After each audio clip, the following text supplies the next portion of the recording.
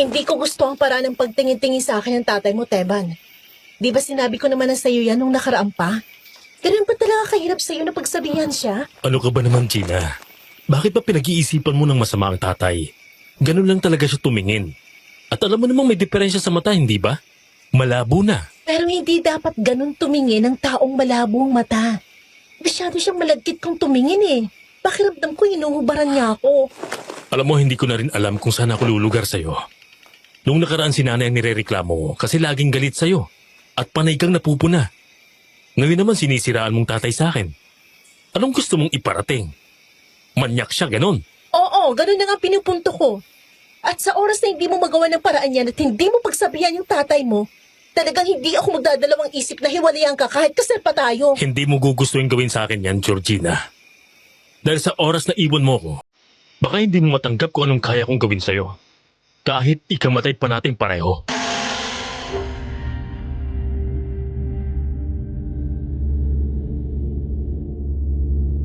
Naranasan niyo na rin bang matakot sa mga bagay na hindi niyo nakikita?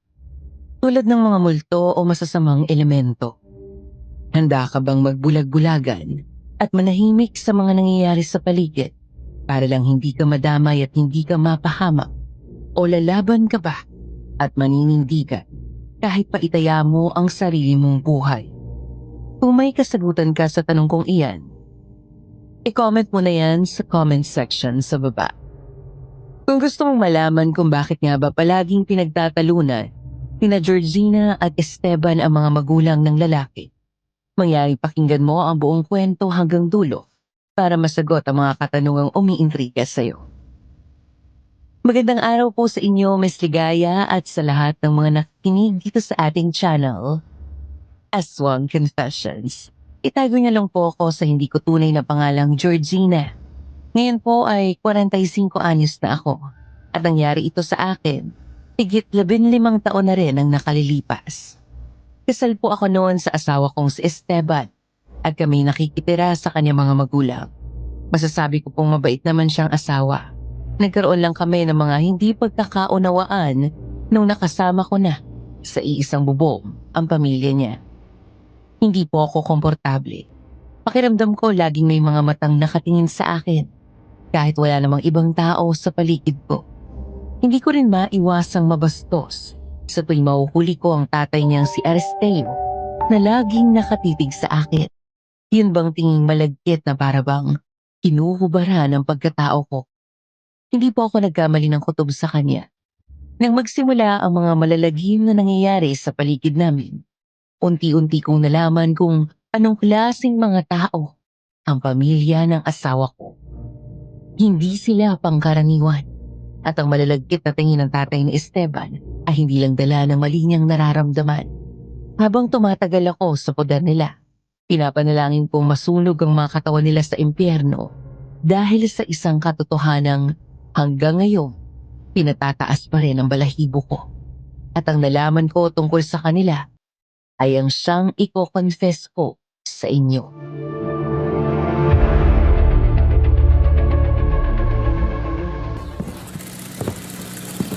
Aba, Gina! Ang aga-aga, wala ka na namang ibang inaatupag kundi yung pananahi mo. Eh bakit hindi ka muna kumilos dito sa bahay bago mo pagkaabalahan yung walang kwenta mong ginagawa? May kwanta ho itong ginagawa ko, Nanay Elvira. Nananahilang naman ako ng mga damit ng bata. Para kung sakaling mabuntis na ako at magkaanak na kami ni Teban, hindi na namin kailangan gumastos para bumili. Ay nako! Kayang-kaya namang bumili ng anak ko ng damit ng magiging apo ko. Itigil mo na yan! Nag-aaksaya ka lang ng oras dyan! Ano ka ba naman, Nay? Bakit hindi mo hayaan si Ate Gina kung yan ang gusto niyang gawin? Tsaka yan ang hobby niya, kaya hayaan mo siyang gawin yung mga bagay kung saan siya masaya. Ako na lang bahala dito sa bahay. Huwag kang masyadong ma-stress at lalo kang tatanda niyan. Aba! Talagang ipinagtatanggol mo pa yung babaeng yan, Karina. Baka nakakalimutan mong ako ang nanay mo, ha? Ako ang masusunod sa bahay na to! Ano ba yan, Elvira? Ang aga-aga, nag-iingay ka na naman. Kailan ka ba titigil magbunga nga, ha? Tsaka tigilan mo itong si Gina. Lagi mo nalang pinag-iinitan ng asawa ng anak mo. Kahit wala namang maling ginagawa. Anong wala? Ayan nga ang tamad-tamad. Hindi man lang makaramdam. Eto na ho, kikilos na. Pasensya na po. Ay, hindi, Gina. Ituloy mo lang yung ginagawa mo. Huwag kang nakikinig dito sa nanay Elvira mo. Ayos lang po. Tama rin naman siya eh. Dito na ako. Tulungan na kita, Ate Gina. Ay, hindi na kailangan. Kaya ko naman eh. Ops! Huwag mo siyang tulungan, Karina. Hayaan mo siyang mag-isa. Kaya niya na yan at huwag siyang masyadong maarte. Hindi naman siya kinakawawa rito sa bahay at lalong hindi siya ginagawang alipin. Huwag ka lang talagang magkakamaling magsumbong kay Teban at talagang may kalalagyan ka sa akin. Umigil ka na nga dyan. Ang dami-dami mo pang sinasabi. Huwag mo kung pinakikialaman, Aristeo. Ang mabuti ba'y bumalik ka na doon sa barangay bago po ako mainis din sa'yo. Uwang ko ba sa'yo? Masyado kang maingay. Let's ka talaga. Lalabas na nga muna ako. Pupunta kinapasing kesa naman nakikita ko kayong lahat. O ayan, diyan ka magaling eh. Paniguradong sugal na naman ang hahanapin mo doon. Ho! Hayaan mo na si Nanay Tay. Paniguradong mainit lang ang ulo nun dahil kinulang na naman ang budget dito sa bahay. At hindi pa nagbibigay si Kuya Esteban sa kanya. Baka nga.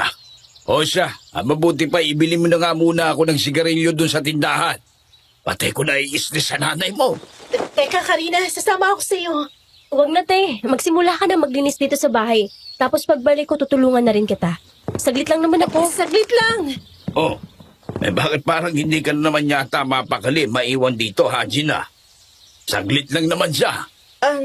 Hindi naman po sa ganon, Tay. Gusto ko lang din sanang lumabas at mahanginan saglit. Ganun ba? Kung gusto mo sa umaga, sasamahan kitang maglakad-lakad sa labas para exercise na rin. Hindi kasi magagampanan ni Teba ng bagay na yan. At laging maagang pumapasok ng trabaho. Ako na lang ang gagawa noon para Ay, hindi na ho. Kaya ko rin naman ho mag-isa kahit wala si Teban. sigurado ka ba dyan? Nako, ayaw nga pala. Pasensya na rin pala sa nanay Elvira mo, ha? Masanay ka na lang din dyan at talagang minsan ay masyado siyang bungangera. Yun nga ang kinaiinis ko sa kanya. Kung may babalik ko lang talagang panahon, hindi ko aasawahin eh. Baka marinig niya po kayo, lalo siyang magalit. Totoo naman eh. Wala akong pake kahit marinig pa niya ako. Ngayon ko lang napagtanto na mas gusto ko pala sa babaeng tahimik lang. Magkakaiba naman po ang mga babae. Ang sinasabi ko, yung mga, tulad mo ba, Gina? Hindi ka maingay. Nandito lang din lagi sa bahay at sumusunod ka lang lagi din kay Teban. Mga tulad mo ang gusto ko. Ganun po ba?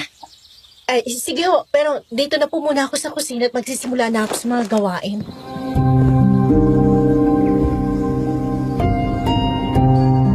Agad akong umiwas noon, Miss Ligaya. Dahil hindi talaga ako komportable sa tuwing nasa paligid ang tatay ng asawa ko. O kung hindi naman kaya, ay may iwan ako na siya lang ang kasama. Iba po kasi talaga ang pakiramdam ko sa kanya sa tuwing mahuhuli ko siyang nakatingin sa akin. Hindi ko po alam kung ano ang tumatakbo sa isip niya. Pero naaalibadbaran po ako at ayaw ko ng ganong pakiramdam. Inabala ko ang sarili ko sa kusina. Pero kahit nakatalikod na ako, ramdam kong nakapukol pa rin sa akin ang mga mata niya. Bahagyang tumataas ang mga balahibo ko sa bato dahil sa pakiramdam na yon. Nakahinga lang ako nang maluwag nang bumalik na si Karina na inutusan niyang bumili ng sigarilyo. Kinagabihan, matapos maghapunan at nasa kwarto na kami ni Esteban para magpahinga, muli ko siyang kinausap tungkol sa mga bagay na tumatakbo sa utak ko. Iniwasan ko pong lakasan ang boses ko noon dahil katabi lang ng kwarto namin, ang kwarto ng mga biyanan ko.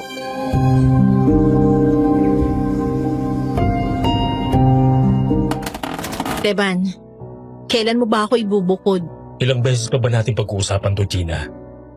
Hindi ba't sabi ko naman sa'yo, hayaan mo na muna ako makapag-ipon para sa bahay. Tsaka alam mo namang gusto ni nanay na dumito na muna tayo. Ayun na nga eh. Alam mo kung bakit ayaw tayong paalisin ng nanay mo rito? Kasi kapag nawala na ako, wala na siyang uutos-utusan at babangayan. Hindi mo kasi naririnig kung gaano niya ako kagrabe pagsalitaan dito kapag wala ka. Wala namang problema sa akin makisama. Normal naman na gawin ko yon, pero siya, Grabe siya. Di ba dapat marunong di siya pakisamahan ako dahil asawa ako ng anak niya? Hindi naman ganyang klase ng tao si nanay. Baka namang problema lang. Lalo na sa pera. Alam mo namang mahirap ang kinakapos. Kapag wala kang pera, simpleng bagay lang, ikinaiinit na agad ng ulo mo. Pero hindi pa rin naman tama sa kanya ibubuntun lahat ng galit niya. Ako na lang lagi niya nakakita. At hindi ko siya sinisiraan sa'yo, nagsasabi ako ng totoo. Kahit tanungin mo pa si Karina. Araw-araw naririnig niya kung gaano ako pagsalitaan ng nanay mo. Gina, pagpasensyahan mo na lang ang nanay. At tumatanda na rin kasi siya. Kalaunan, masasanay ka rin. At gaganda na rin ang pagkikitungo niya sa'yo. Diyos ko! Sa 2 taon na nating nagsasama at nakatira dito, ni minsan hindi naging mabait sa akin ang nanay mo, Teban. Kahit nung mga panahon magkasintahan pa lang tayo at pinakilala mo ako sa kanya, pinakita niya agad sa akin ang ugali niya. Ni hindi man ako plinastik. Sa tingin ko'y ganyan na talaga siya at hindi na magbabago. Pasalamat ka na nga lang. Pinili pa rin kita kahit hindi ko gusto ugali ng mga magulang mo. Anong gusto mong iparating, Gina? Na napipilitan ka na lang sa akin? Dito sa amin? Ano? Gusto mo na akong hiwalayan dahil dyan? Hindi yan ang gusto kong sabihin. Ang gusto ko, maintindihan mong kailangan na rin natin bumukod. Baka kapag umalis na tayo rito, matahimik ako, wala na akong ireklamo pa. Wala pa nga akong sapat na ipon eh. Napakadaling sabihin para sa'yo niyan na parang ganun lang kadali maghanap ng pera. Wala kang trabaho. So yan ang issue ngayon. Anong pinupunto mo, napabigat ako? Sino ba may gusto na wag ako magtrabaho, di ba ikaw rin naman? Tapos ganyan sasabihin mo sa akin ngayon? Alam mo, Gina, pagod ako. Ayokong makipagtalo sa'yo at walang patutunguhan tong usapan na to. Hindi tayo bukas sa sinasabi ng isa't isa. Lalo lang lalaki at kung saan-saan lang mapupunta ang usapan. Kasi nga ayaw mo akong pakinggan. Pati yung tatay mo, ilang beses ko na sinabi sa'yo na ayoko kung paano siya tumingin sa akin. Ayan na nga bang sinasabi ko eh. Kung saan-saan tayo napupunta, hindi ka ba talaga titigil, Gina? Hayaan mo naman sana ako magpahinga dahil nga pagod ako. Alam mo, ikaw, masyado ka talagang takot sa mga magulang mo. Mula noon hanggang ngayon, hindi mo man lang ako magawa ipagtanggol sa kanila. Wala kang sariling desisyon sa buhay mo. Hinahayaan mo lang silang kontrolin ka. Nakakasawa na rin ko palagi na lang ganyan eh. Ulit-ulit ako sa mga bagay na sinasabi ko dahil hindi mo man lang magawa pakinggan at intindihin yung mga hinaing ko. Sige na, Gina. Oo na, kakausapin ko sila. Pero hayaan mo muna sana akong matulog ngayon. Pagod talaga ako eh. Kaya pwede, ibigay mo muna sa akin tong gabi na to. Gusto kong magpahinga.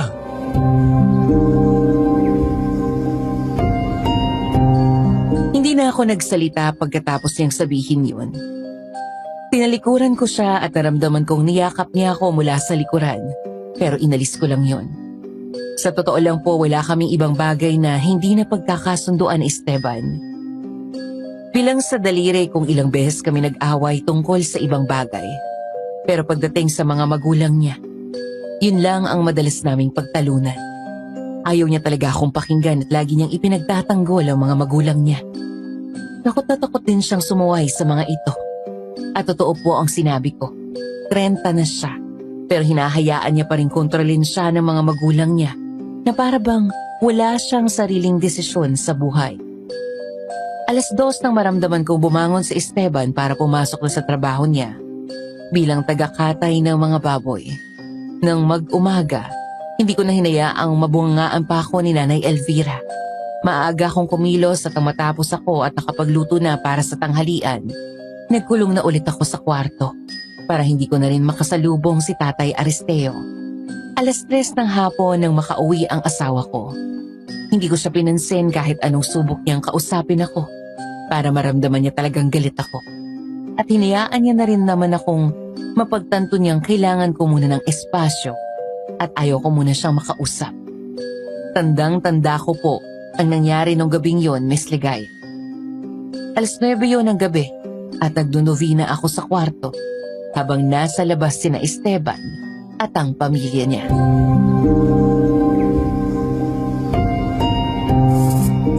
Ama naming Diyos, sa oras na ito ng katahimikan, lumalapit ako sa inyong harapan.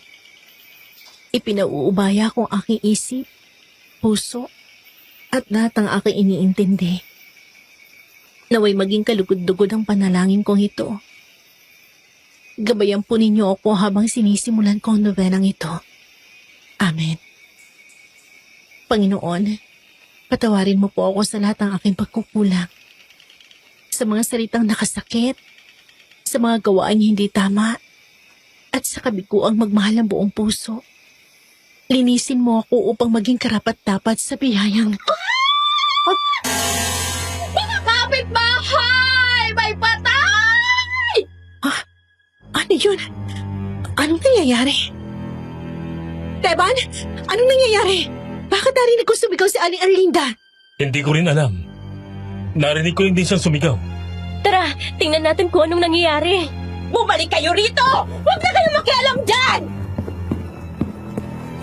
Anong nangyari, Aling Erlinda? Bakit ka sumigaw? Tsaka anong may patay? Saan? Naku, Karina! May natagpo ang patay dun sa bakanting lote. Ngayon lang! Nakita ko pa nga itsura, nakakatakot! Ano po ba yung tsura? Hindi ko ma-describe. Basta nakakasuka. Kung gusto nyo makita, puntahan nyo doon. Malamang aswang ang pumatay doon. Aswang po, Aling Erlinda? Oo, Georgina. Hindi mo ba alam na may aswang dito sa baryo natin? Hindi totoo ang mga aswang, Aling Erlinda. Huwag niyong paniwalayan ang asawa ko sa mga walang kabuluhang kwento. Anong hindi totoo, Teban? Halika, Gina.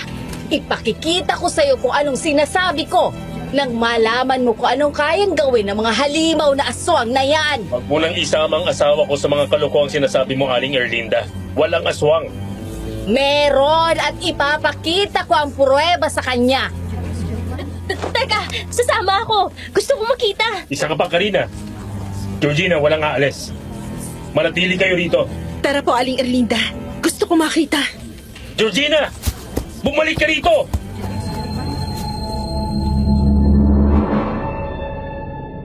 Hindi ko pinansin ang sigaw ni Esteban noong mga oras na yon. Nagpadala ako sa hila ng kapitbahay namin papunta sa bakanting lote na sinasabi niya. Madilim na ang paligid, pero kita mo mga taong papunta sa iisang direksyon. Lahat sila nagbubulungan. Pinag-uusapan ang kaawa-awang babaeng pinatay. Malamig ang ihip ng hangin. Kasabay ang isang pakiramdam na tila may ibinubulong sa tenga ko. Tahimik lang si Karina, pero hindi niya mapigilang tumingkayat at lumingalinga para lang makita ang mainit na balita. Nang makarating kami sa bakanting lote, sobrang daming tao. Pero wala pa ang mga pulisya at tanging mga barangay tanod pa lang ang naroon. Kabilang na si Tatay Aristeo na nangunguna sa pagbabawal sa mga tao na lumapit sa bangkay. Pero hindi nakatakas sa paningin ko ang bahid ng dugo sa ibaba ng kanyang pantalon. Ganoon na rin ang natuyong dugo sa kanyang braso. At sa pagkakaalam ko po, Miss Ligaya, bawal galawin ang mga patay. Kaya paanong hinayaan niya ang sarili niyang mapalapit ng husto sa babae. Gayong pwede niya itong ikapahamak.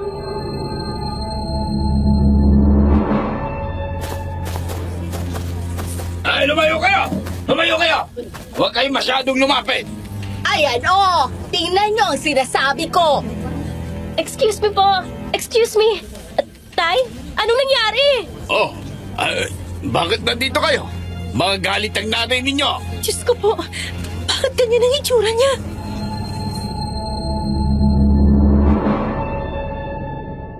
Hindi ko po makakalimutan ang itsura ng babaeng yon, Miss Ligaya. Mulat pa ang mga mata niya, habang may malaking kagat siya sa leeg. Hindi lang basta kagat, kundi yung tipo na kinayod ng matalas na pangil at halos abot tenga ang lawak. Bagyang napunit ang laman niya roon at sa gilid ng sugat, may makikitang parang mahabang gasgas na dulot ng kuko. Malalim at magkakahanay na tila 3 hiwa. Namamagana ang palibot nito. Nagkukulay ube, tapos may guhit-guhit pang itim na parang kumalat na lason sa ilalim ng balat niya at ikinamaga ng kanyang mga ugat. Ang damit niya, halos hindi na makilala kung ano ang dating kulay dahil naligo na siya sa sarili niyang dugo. May hiwa rin siya sa tiyan, mas mahaba at mas malalim kumpara sa leeg. Lawit ang kapiraso ng kanyang bituka. Yun na nga lang po yata ang natira sa laman loob niya. Halos hindi ko matagalang tingnan at agad akong nagsuka. Hindi na rin nakatakas sa paningin ko ang bakas ng malalaking paa sa puti. Hindi po iyon pangkaraniwan. Kaya masasabi kong hindi yun paa ng tao, kundi ng isang malaking halimaw na nakakatakot.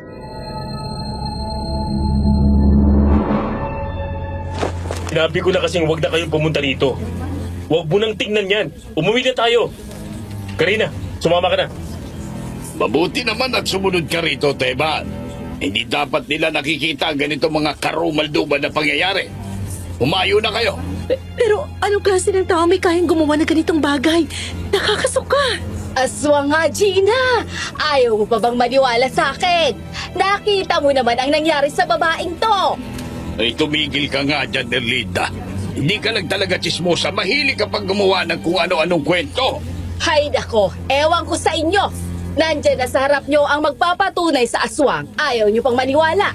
Ayan nga't nag-iwan pa ng bakasyong aswang sa putikan. Hindi ba't lalaki ang bakat ng paa? May tao bang ganyan kalaki ang paa? Halika na, Gina. Huwag mo nang pansinin yung mga sinasabi ni Aling Erlinda. Tara na ate. Sure ako magagalit na yun si nanay kapag nagtagal pa tayo rito. Eh, susunod na rin ako sa inyo pa uwi. Hinihintay lang namin na dumating yung mga pulis eh. Ano bang naisipan yung dalawa? At talagang sumunod pa kayo kay Aling Erlinda? Alam niyo naman yung taong yun eh. Mahilig i-exaggerate ang mga bagay-bagay. Pero nakita mo bang itsura ng babae, Teban? Sobrang lala. Kaya rin gawin ng tao ang bagay na yun, Gina. Alin? Ang kumagat ng leeg at mangwakwak ng tiyan? Posible naman yun ate. Yung may mga problema sa pag-iisip. Ano bang tawag sa mga ganun? Ayun! Psycho! Psychopath! Tama! Tama si Karina. Huwag mo nang masyadong isipin ang bagay na yun. E di kung hindi aswang dapat nakatakutan, e di mamamatay tao. Nandito lang yun sa paligid at kailangan niyang mahuli. Gagawin naman ng otoridad ang lahat para mahuli ang may gawa niyan. Hayaan mo sila sa bagay na yan, Gina.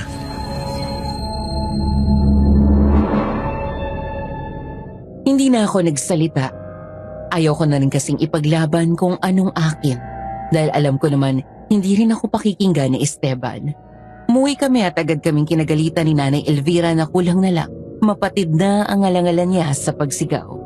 Hindi ko na lang siya pinansin at pumasok na ako sa kwarto namin ng asawa ko habang pinakakalma naman siya ni Esteban. Kinabukasan, nagpaalam akong umuwi muna sa amin at gusto kong dalawin ng mga magulang ko na kabarangay lang din naman namin. Sinabi ko na lang na uuwi rin ako ng hapon pero may parte talaga sa akin na ayaw ko muna sanang bumalik dahil gusto ko sanang makahinga muna ng malayo sa pamilya ni Esteban.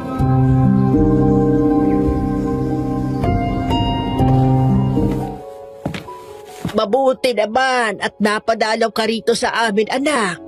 Kumusta ka naman doon? Ayos naman po, Nay. Gusto ko lang talaga kayo makita at namimiss ko na rin kayo. Eh, talaga ba? Eh, bakit parang may kakaiba sa itsura mo? Pati na rin sa tono ng boses mo. Kilala kita, anak.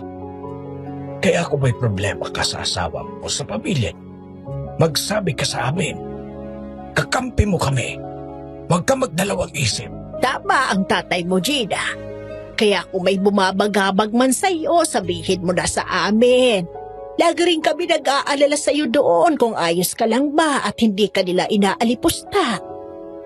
Wala naman po kayong dapat na ipag-alala sa akin. Ayos lang po talaga ako doon. Yung totoo. Iba ang pinapakita ng mukha't kilos mo sa sinasabi ng bibig mo. Magsabi ka na bago pa si Esteban ang kausapin ko. Gusto ko lang po muna talaga makalayo sa kanila. Ilang beses ko na po sinabi kay Teban na bumukod na kami at hindi po talaga ako komportable nakikitira kami sa poder nila. Siyempre mag-asawa kami at kailangan din naman namin ng privacy. Pero ayaw niya. Magagalit daw kasing nanay niya. Alam mo, yan talagang nakikita kong problema sa asawa mo. Noon pa man, lagi niyang sinusunod ang mga magulang niya. Pero medyo naiintindihan ko rin si Elvira. Siguro ayaw niya lang talagang mawala ang anak niya sa kanya. Hindi siya sanay. Ako man ay ayaw ko rin malayo ka sa amin. Pero kailangan dahil nga kasal na kayong dalawa. Pero matanda ng anak nila sa Ben. Dapat hayaan na nila si Teban kung anong gusto niyang gawin sa buhay niya. Ang kaso, parang nakatago pa yata siya sa saya ng nanay niya. Parang hindi lalaki. Yun na nga po eh. Kahit ilang beses na namin napag-usapan, sabi niya kailangan niya raw muna mag-ipon ng pera para makabukod kami. Abay, pwede naman kayong umupa na lang muna. Basta na lang din talagang may maidahilan niyang asawa mo. Baka nga nahihirapan din siyang makaipon. Di ba't nag-aabot pa rin siya ng pera sa mga magulang niya? Kung sa bagay, may obligasyon pa rin naman talaga siya sa kanila. Hindi ko na rin po alam, Tay. Kaya nga pumasyal muna ako rito. Ayoko mag-isip ng kung ano-ano. Wala ka na bang ibang iniisip mo ko doon? May mas malalim pa bang dahilan kung bakit gusto mo nang bumukod at umalis sa poder nila? Masyado po mabungangang nanay ni Teban. Lahat ng kilos ko napupuna. Pati tatay niya lagi rin akong tinitingnan. Bumalik ka na lang kaya rito sa atin. Alam mo namang simulat sa Paul, ayaw ko rin talaga sa pamilya ng lalaking niya. Unang kita ko pa lang, alam ko nang may kakaiba sa kanila na hindi ko rin mawari kung ano. Ay nako, Ambo. Alam mo namang hindi natin pwedeng basta na lang bawiin si Georgina sa kanila.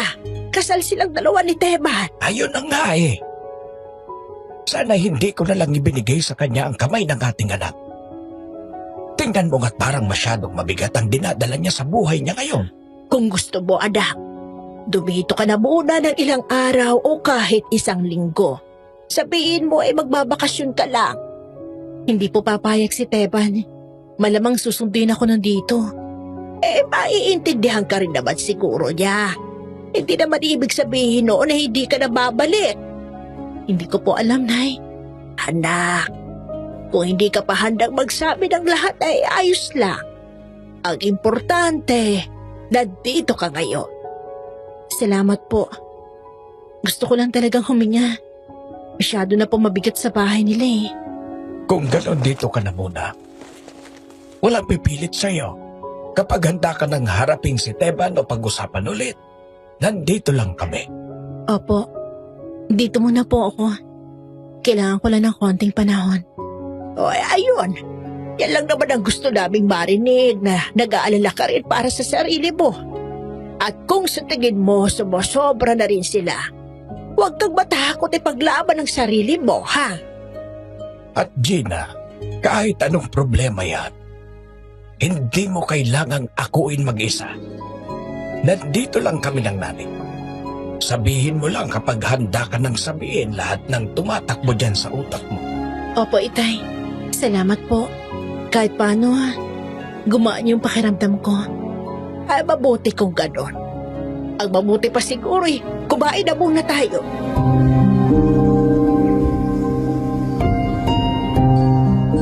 Kahit marami pong tumatakbo sa isip ko noon, Miss Ligaya, mas pinili kong huwag na munang sabihin sa kanila lahat.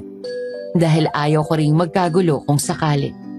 Kilala ko po ang tatay ko at hindi siya magdadalawang isip na puntahan ang pamilya ni Esteban sa oras na sabihin ko lahat ang nangyayari sa poder nila.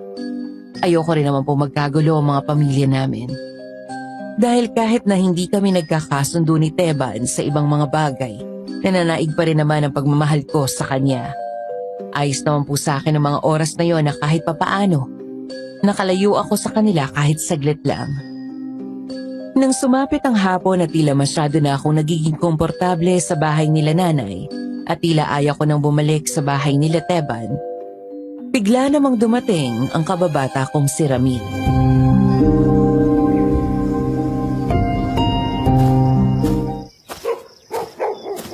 Mangambo! Aling Sabel! Nandito na po yung daing at tuyo ninyo! Oy, Ramil! Hapon ka na yata maghatid ng order, ah. Oh, Gina! Nandyan ka pala! Hindi kita napansin dyan. Paano masyado madakit yung tingin mo sa chicks na dumaan kanina? Di mo na ako nakita nakatambay rito sa labas ng tindahan namin. Oo, ay butit dumating karamel. Saktong-sakto at nanditong kababata mo. Paminsan-minsan na lang kayo magkita niyan. Sulitin mo na't mag-usap muna kayo. Baka sa'yo magkwento yan. Etong bayad ng order namin. Salamat. Sige po, Mang Ambo. Walang anuman. Dito muna ako. Hayaan ko na muna kayong dalawa dyan, ha? Sige po, Itay. Oh, kumusta ka naman, Gina? Tagal mo rin hindi nagpakita. Nasa iisang barangay lang naman tayo. Alam mo na, buhay may asawa. Di nag-aano makalabas tsaka makauwi rito kina nanay tatay. Butit nakauwi ka ngayon. Nagpaalam naman ako kay Teban. Parang ayoko nga muna bumalik sa kanila eh. Oo nga pala. Totoo ba yung nasaga pong balita? May pinatay raw na babae malapit sa inyo? Usap-usapan yun hanggang sa palengke. Totoo yon. At nakita ko rin kagabi. Pero sa palagay ko, hindi yung simpleng pinatay lang eh. Kakaibang itsura niya. Narinig ko nga rin. At malakas ang kutob ko. Nakagagawa ng aswang ang nangyari sa babaeng yun. Sa mga kwento pa lang na naririnig ko, masasabi ko na agad na aswang ang umatake sa kanya. Lalo na't may naiwang bakas ng malaking paa. Yan nga rin ang iniisip ko kagabi pa. Pero ayaw maniwala nila Teban sa aswang. Hindi ba't alam mo namang noon pa, may nagtatago na talagang aswang dito? Sadyang madalang lang talagang magparamdam. Pero nandyan siya sa paligid. At alam naman nating lahat kung sino. Hindi lang talaga mahuli sa akto. Di naman tayo sigurado kung totoong aswang si Mang Rodelio. Oo, nakatira siya sa taas ng bundok at hindi siya nakikisalamuha sa ibang tao. Pero sapat na bang basehan yon para sabihing aswang siya? Ano ka ba naman, Gina? Di ba nga, may nakahuli sa kanyang iniinom yung dugo ng ginilitan niyang manok? Ano palang tawag mo doon? Trip-trip niya lang? Baka tahimik lang talaga siyang tao at may lap. Tsaka may iba naman talagang gumagawa nun, di ba?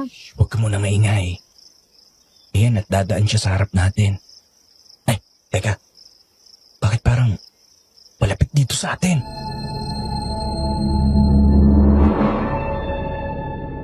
Nahigit ko ang sarili kong hininga nang magtama ang mga mata namin ni Mang Rodelio. Walang buhay ang itim na itim niyang mga mata at ang tumama yun sa akin para bang tinititigan niya ako hanggang sa kaluluwa. Parehas ng tingin ni Tatay Aristeo. Pero ang kaibahan ng sa matandang lalaki, wala yung lagkit o pagnanasa. Para nilang inalam ang buong pagkatao ko sa isang sulyap, pati na ang buhok niya. Ganon din ang kanyang balbas. Lumang-luma na ang kanyang suot. Magkaiba pa ang suot na pares ng tsinelas. Mahaba at maitim ang kanyang kuko na para bang hindi kilala ng mga yun ng nail cutter. Payat din ang pangangatawan niya. Dulot siguro ng kakulangan sa pagkain. Oo, nakakatakot siyang tingnan pero hindi ko maipasok sa isip ko na siya ang aswang sa baryo namin.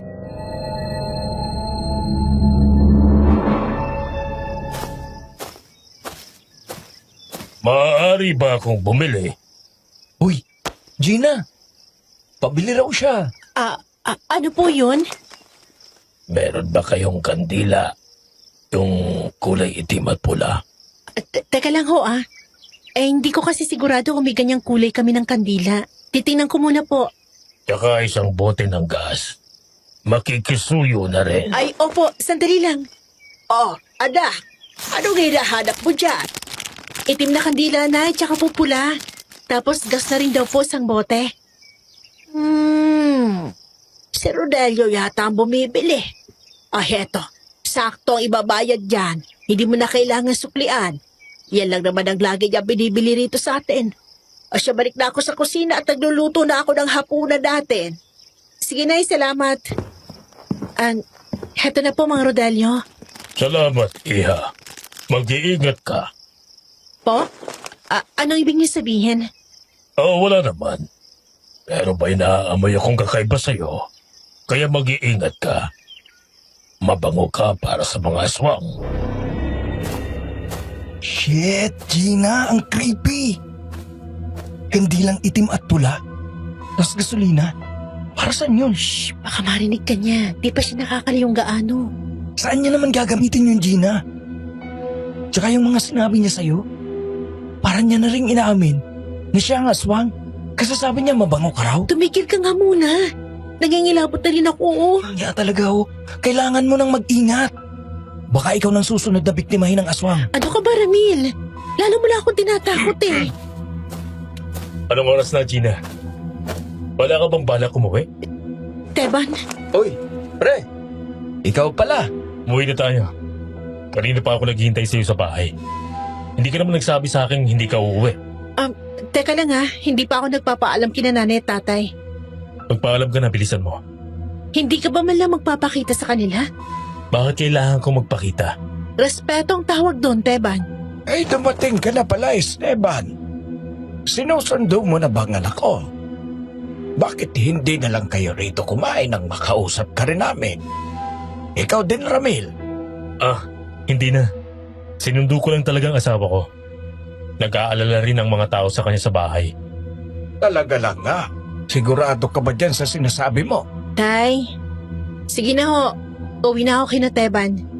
Dadalaw na lang ulit ako sa inyo rito kapag may pagkakataon. Pakisabi na lang din po kay nanay na umuwi na ako. Salamat po.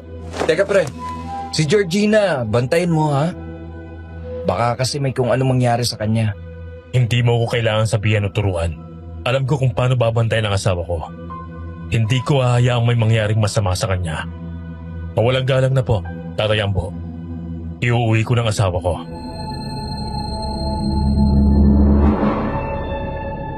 Hiyang-hiya ako habang nalilingon sina Tatay at Ramil. Kitang-kita ko kung paano kumuyom ang kamao ni Tatay. Pero sinenisan ko siyang huwak. Kaya naman nakaalis kami roon nang walang nangyayaring gulo. Sa daan pa lang nagtatalo na naman kami ni Esteban habang hila niya ako ng walang pag-iingat na hindi niya pinansin ang mga taong pinagtitinginan kami, Miss Ligaya. Parang gusto ko nalang lumubog sa lupa noong mga oras na yon.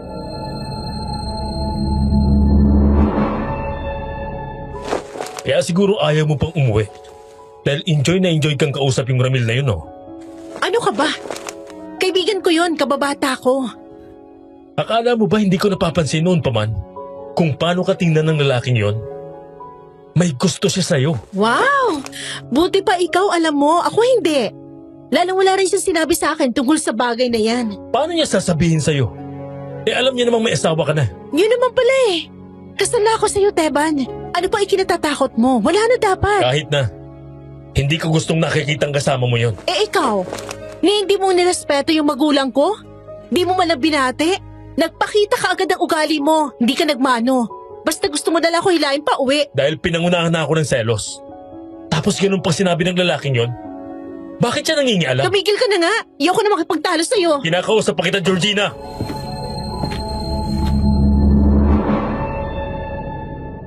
Hindi ko na siya nilingon kahit anong tawag niya sa akin. Hindi na ako bumati sa mga magulang niya na abutan kong nag-uusap sa sala at dumiretso ako sa kwarto namin.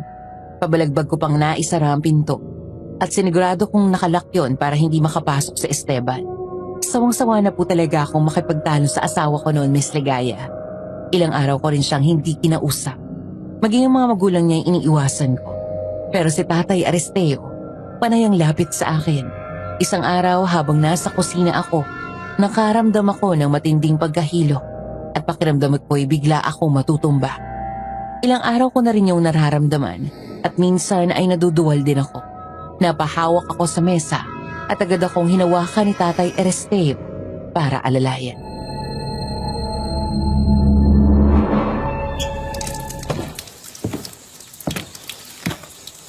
Oh, Gina. Ayos ka lang ba? Anong nararamdaman mo? Ayos na ho. Bitawan niyo na po ako. Sigurado ka ba? Muntik ka nagmatumba. Anong nangyayari dito? Anong inaarte-arte mo dyan, Gina? Inuutusan lang kitang maglinis ng isda, gumaganyan ka na bigla. Nahihilo yata, Elvira. Buntik na siyang matumba. Ano? Nahihilo? Hindi kaya buntis ka? Ngayon mo lang ba naramdaman yan? Nito mga nakaraan pa po, Inay. Oh, bakit hindi ka nagsasabi sa amin? Ikaw ba'y dinatna na? Hindi po. Delay ako ng 3 linggo. Ay nako. Magpiti ka datang malaman natin kung buntis ka nga. Ilang linggo na rin mainit ang ulo mo sa asawa mo.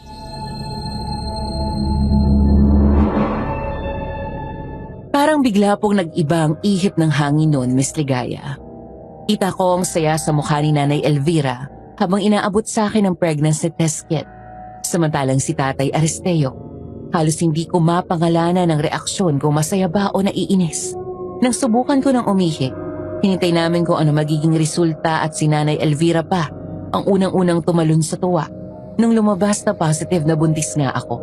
At ang asawa niya naman, bigla na lang napailing at napaupo sa sofa na parang may problema sa katotohanang buntis ako.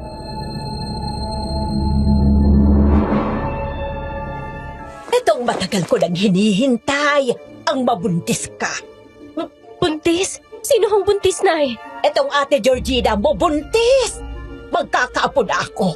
Magiging tita ka na rin. Hindi ka ba masaya? Masaya naman, Nay. Nagulat lang ho ako. Ikaw, Gina. Bakit parang hindi ka yata masayang buntis ka? Hindi ho. Masaya po ako magkakaanak na kami ni Teban. Hindi ko lang po maiwasang matakot ngayong lumalabas ang mga aswang at ang mga buntis. Mabango sa pang-amoy nila. Natatakot Ay, ako. nako. Huwag mong intindihin yung mga ganyang bagay, Gina. Hindi ka magagawang magalaw ng aswang dito sa bahay. Di ba, anak, Karina? Oo, tama si Nanay, Ate Gina. Huwag kang matakot sa kanila. Kaming bahala sa'yo. Kaya huwag ka nang mag-isip ng kung ano-ano, Gina.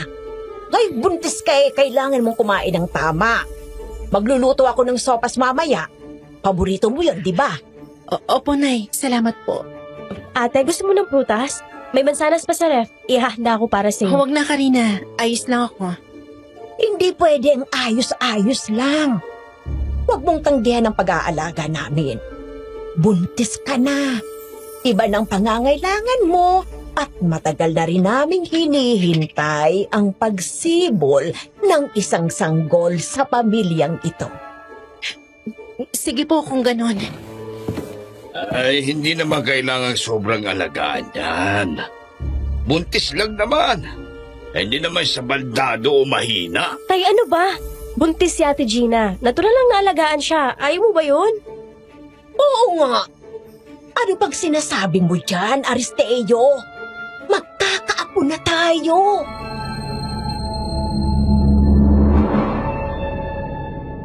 Napansin ko kung paano umigting ang panga ni Tatay Aristeo. Parang pinipigil niya ang sarili niyang magsalita pa. Hindi ko alam kung bakit ganoon ang reaksyon niya. Pero dinig ko ang bahagyang sutsut niya na para bang inis na inis siya sa narinig. Si Karina naman, bagamat medyo pilit ang ngiti, mukhang may tinatago ring hindi ko mabasa. Pakiramdam ko hindi lang sila basta't nagulat sa pagbubuntis ko. Parang may sarili silang iniingatan na rason para hindi ako mabuntis. Pero hindi ko pa yon binigyan ng kulay. Bandang hapon nang dumating si Esteban at nagpapahinga ako sa kwarto, pumasok siya ng may malawak na ngiti at bakas ang tuwa sa mukha niya, Miss Ligaya.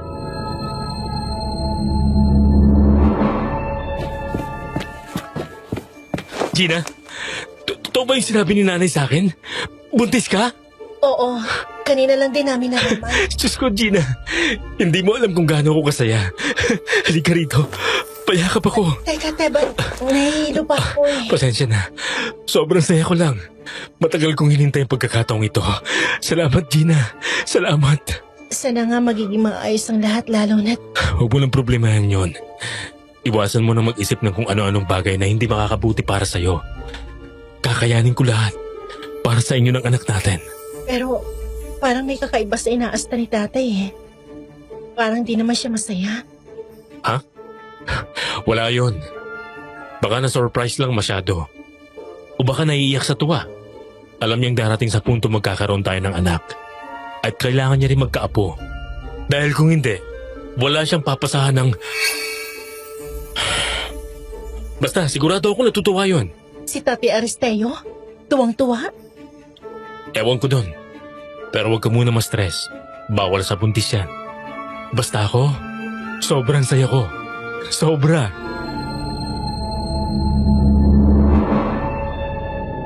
Kahit masakit pa rin ang ulo ko, bumigat ang dibdib ko sa tuwa ni Esteban. Kasama sa pangarap ko ang magkaanak. Pero hindi ko maitago ang kakaibang lamig na gumagapang tuwing naiisip ko ang reaksyon ng tatay niya. Para bang ayaw niya. Para bang may mawawala sa kanya kapag may bata na sa bahay.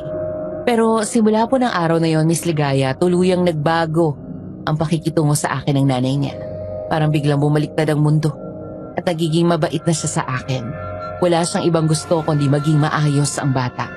At hindi ko po maiwasang matakot dahil ang mabait na Nanay Elvira parang mas nakakabahala pa kesa sa Nanay Elvira na labis ang pagpapakita ng hindi pagkagusto sa akin.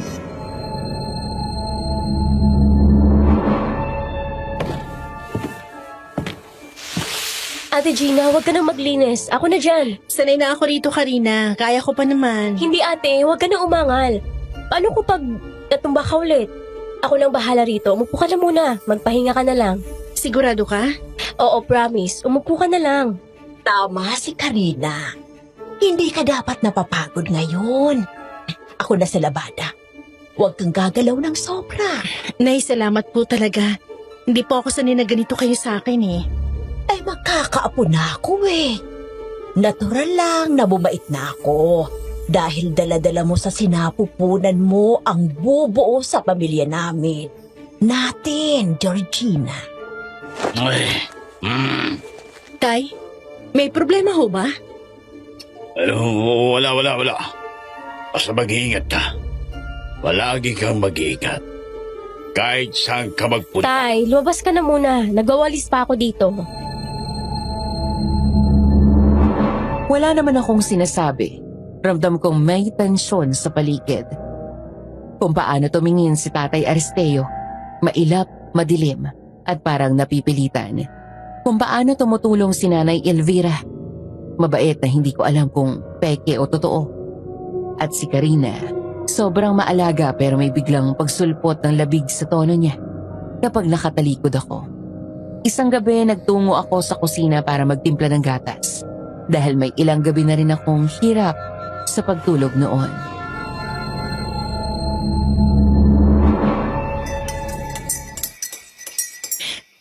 Sana maaga ako makatulog mamaya. Ilang gabi na ako nahihirapang makatulog. Ganito ba talaga pa nagbubuntis? Ate Gina, Ay, naku! Nagulat naman ako. Bakit? pwede bang favor? Pakikuha naman yung sinampay ko sa likod. Sa likod?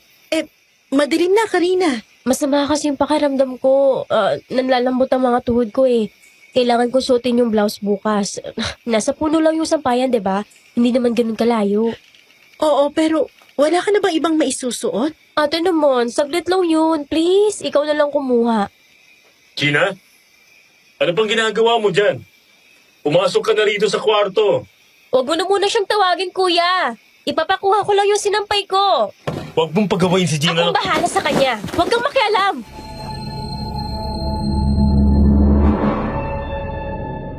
Napatigil si Esteban at hindi na umimik. At doon ako lalong kinabahan. Hindi normal ang tono ni Karina.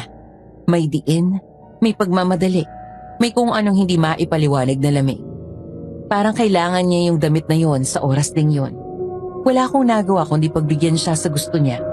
Habang naglalakad ako papunta sa likod ng bahay, unti-unting tumitindi ang kabog ng dibdib ko. Ilaw lang mula sa bintana ng kusina ang nagbibigay ng kaunting liwanag. Sa unahan ko nakikita kong hinahangin ng sinampay na nakakabit sa manipis na lubid na nakatali sa 2 puno ng mangga. Hindi ganoon kalayo pero sapat para maramdaman ko ang lamig ng paligid na para bang gumagapang sa balat ko. Maya-maya pa'y narinig ko na parang may nabaling sanga. Wari ba'y naapakan ng taong may mabigat na timbang. Hindi ko alam kung pinaglalaroan lang ba ako ng isip ko noon, Miss Ligaya. Pero parang sa gilid ng mata ko'y may nakita akong aninong mabilis na tumakbo. Yung tipong halos hindi mo na masusundan ang tingin. Sino yan? May tao ba dyan? Sumunod ka ba, Karina? Esteban, ikaw ba yan? Kung sino man yan, huwag mo na akong takutin, ha? Sino ba talaga nandyan? Sumagot ka na! Walang sumagot, pero rinig ko ang paggalaw ng mga tuyong dahon sa gilid. Hindi malakas, pero sapat para manginig ako mula talampakan hanggang ulo. Pinilit kong lumapit pa.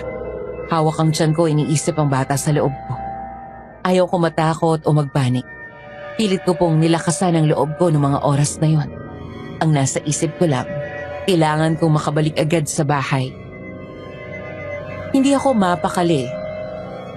Pakiramdam ko ay may nakamasid sa akin na hindi ko makita. Yung parang mabigat na presensya na nakakapangilabot ang pakiramdam at magtataasan ang balahibo ko sa katawan. At habang papalapit ako sa sinampay, mas lalo kong naramdaman yung init ng hininga sa batok ko na parang may nakatayo sa likod ko. At doon ko narinig ang munting, napakababang ungol. Hindi aso, hindi rin pusa. Tunog na parang galing sa lalamunan ng hayop na gutom. Hindi ko alam kung imahinasyon ko lang, pero ramdam kong hindi ako nag-iisa. At sa gabing yun, nagsimula ang kalbaryo ko laban sa mga aswang misligaya.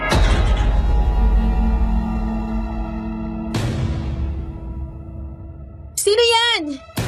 Kung si Karina yan, hindi nakakatawa. Buntis ako, huwag kang magbiro sa ganitong oras. Mang Rodalio, ikaw ba yan? Hindi na ako makatiis.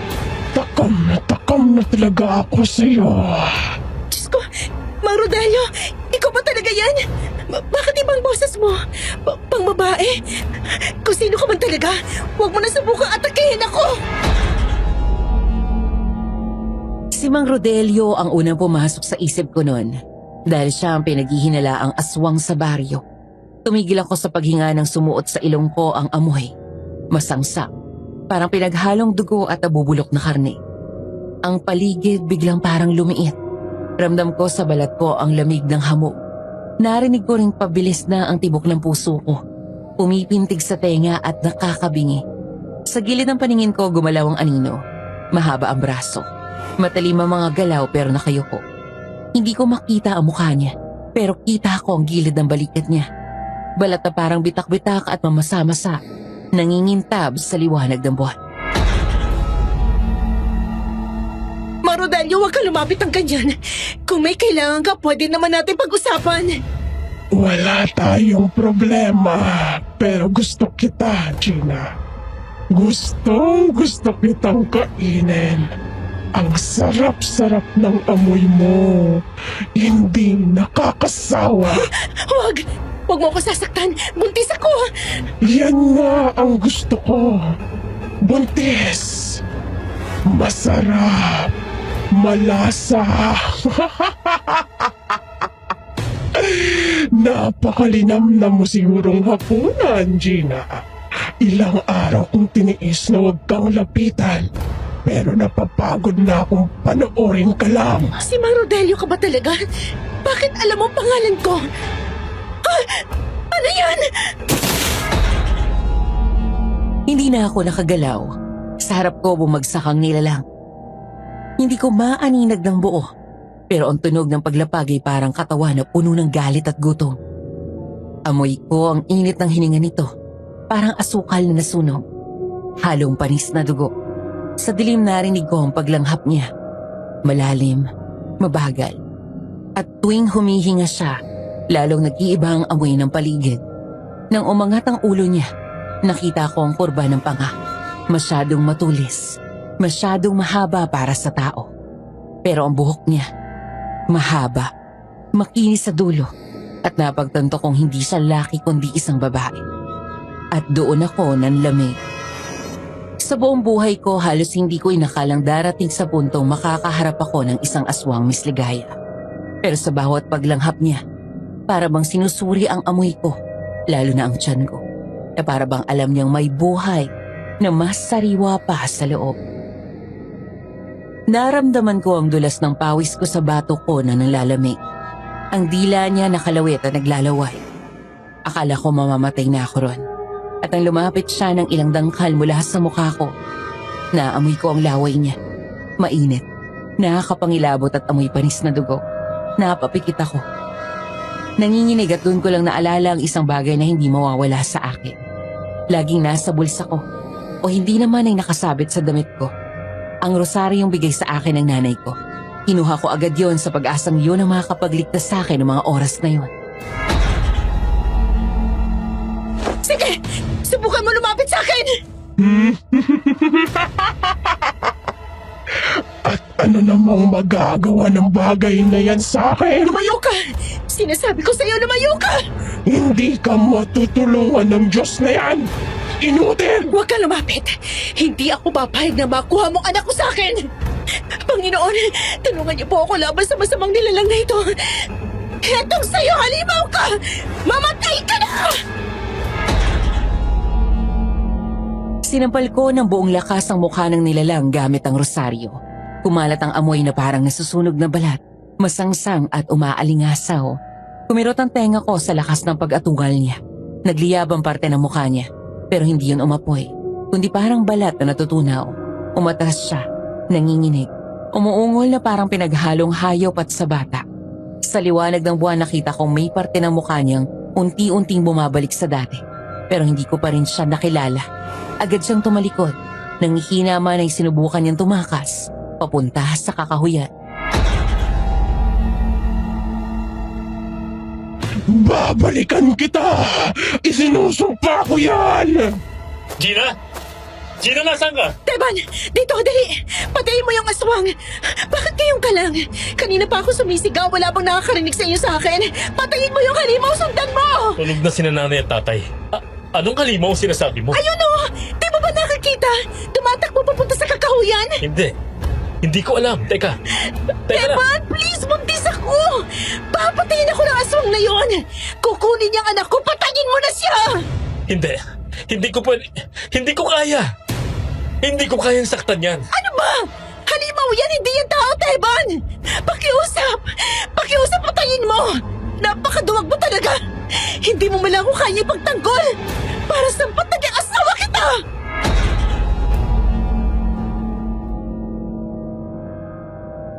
Pero umatras po si Esteban, Miss Ligaya. Nanigas siya sa kinatatayuan niya at hindi ako matingnan. Nakatingin lang siya sa direksyon kung saan tumakbo at nawala ang aswang. Taas baba ang dibdib ko. Nagahalo na po ang kaba, takot at galit. Takot sa aswang at galit kay Esteban na para bang walang balak gawin para masigurong ligtas ako sa aswang. Baka sa mukha niya matinding pagkalito. Hindi malaman ang gagawin. Doon pa lang lumabas na ang mga magulang niya kung kailan tapos na ang peligro at nailigtas ko na ang sarili ko. Sa galit ko sa kanilang lahat, pumasok ako sa bahay at nalagpasan sila. May nabubuong pagpapasya na umalis na lang muna ako at bumalik sa pamilya ko. Dahil hindi ko alam kung kakampi ko ba talaga ang pamilya ng asawa ko o sila mismo ang kalaban ko. Huwag kayo lalapit sa akin, ni isa sa inyo! Gina, teka lang. Makinig. Makinig! Kanina pa ako sumisigaw para ako mababaliw sa takot. Di mo man ako tinulungan, Esteban? Hindi mo man ako pinagtanggol? Ano bang pinagsasasabi mo dyan? Narinig namin may kumakalabog sa likod bahay, pero hindi naman namin alam Hindi na... nyo alam? O ayaw nyo lang malaman? O baka naman alam nyo kung anong nangyari at sinadya yung hindi sumilip? Gina, sumusobra ka na. Hindi tama na pinaparatangan mo kami ng walang... Wala namang ano, Tay. Ha? May aswang na halos kainin ako. Buntis ako. At wala man lang tumakbo para tingnan ko anong nangyayari sa akin. Mahimbing na ang tulog namin, Nasaan si Gina? Karina? Siya ang may kasalanan kung bakit ako inatake ng aswang. Kung hindi niya ako inutusan, hindi naman mangyayari yon. Nasaan ang anak niyo? Umalis. Bumili ng gamot sa labas. At hinayaan niyo siyang lumabas mag-isa sa ganitong oras? Sa ganitong lugar? Na alam niyo may aswang na malapit? Hindi ba kayo natatakot na baka siya isunod na aswang, ha? Gina, hindi namin alam na may aswang nga talaga. Puro haka-haka lang yan. Haka-haka! Teban, muntik na ako mamatay! Ano gusto mo itawag ko doon? Imagination? Nakatayo lang sila, parang mga poste na hindi alam kung anong sasabihin. Nakita ko sa mukha ni Esteban ang takot, pero hindi yung takot na mawawala ako. Kung hindi takot na may mas malalim pa siyang alam na hindi niya masabi. Yung hindi ka tinitingnan ng direkta, yung umiiwas ng tingin na parang may tinatago. Hindi ko na kaya. Ayoko na rito. Hindi ako ligtas dito. Gina naman, pag-usapan natin to. Kung gusto mong umalis muna, pwede namang bukas na lang. Huwag ka nang umalis ngayong gabi. Hindi ka pwedeng mag-isa. Hindi ako mag-isa. May pamilya ako. May tatay at nanay ako na hindi ako pababayaan kahit gabi pa o anumang oras yon. Anak, mas delikado kung lalabas ka pa. Baka maabutan ka Mas ulit ng... delikado dito. Sa bahay na to na hindi ko alam kung sinong paniniwalaan ko. Na hindi ko alam kung kakampi ko pa ba kayo o hindi. Huwag mo kami pagbintangan, Gina. Hindi ko kayo pinagbibintangan o pinag-iisipan ng kung ano. Pero hindi rin naman ako tanga. Lagi pakiramdam ko may nakatingin sa akin sa bahay na to na hindi ko naman nakikita. At kanina, sinabi ng aswang na pagod na siyang panoorin ako. Ano ba talagang nakita mo? Babae. Mahaba ang buhok, malakas, mabilis parang hayop. Pero yung boses niya, nakakatindig balahibo. At sinabi niya babalikan niya ako. Humigpit ang hawak ko sa damit ko. Doon ko naramdaman ang pagod, ang bigat ang galit, at ang panghinayang. Dahil paano ako magtitiwala sa lalaking hindi ako kayang ipagtanggol? Paano ka mananatili sa bahay na hindi lumalabas kahit may sumisigaw ng saklolo? Esteban, mahal kita. Pero hindi ko kaya isugal ang buhay ko at anak ko. Para sa pamilyang hindi ako kayang protektahan. Huwag mo naman sabihin yan. Tawan mo ako. Uuwi ako. Gina, pakiusap. Kahit ngayong gabi Huwag lang. mo ako pigilan, Teban. Buntis ako, pagod ako, takot ako. At hindi ko maramdaman ng siguridad sa pili ng isang lalaking takot tumulong sa sariling asawa. Kahit anong pigil niya ay desidido akong umalis hanggang sa wala na silang nagawa. Habang umaandar ang trike, hindi na ako lumingon pa at parang ayoko na talagang bumalik sa bahay na yon. Hindi ko alam kung saan nagagaling ang nagsasabi sa utak ko kung may alam sila sa mga nangyayari. Pero nagpapanggap silang wala at hindi sila naniniwala sa aswang. Natatakot ako sa mga kutob ko na baka kapag nagtagal pa ako sa bahay na yon, ayun na talaga ang ikapapahamak ko. Baka kapag dumating sa puntong makaharap ko ulit ang aswang, wala na naman silang magawa. Kahit may kaya naman silang gawin. Ilang minuto lang ang lumipas at nakarating agad ako sa amin. Hindi pa man ako nakakababa ng tricycle. Agad nang may sumilip sa bintana namin at bumukas ang pinto. Nilawano ng nanay at tatay kong may pag-aalala sa mukha.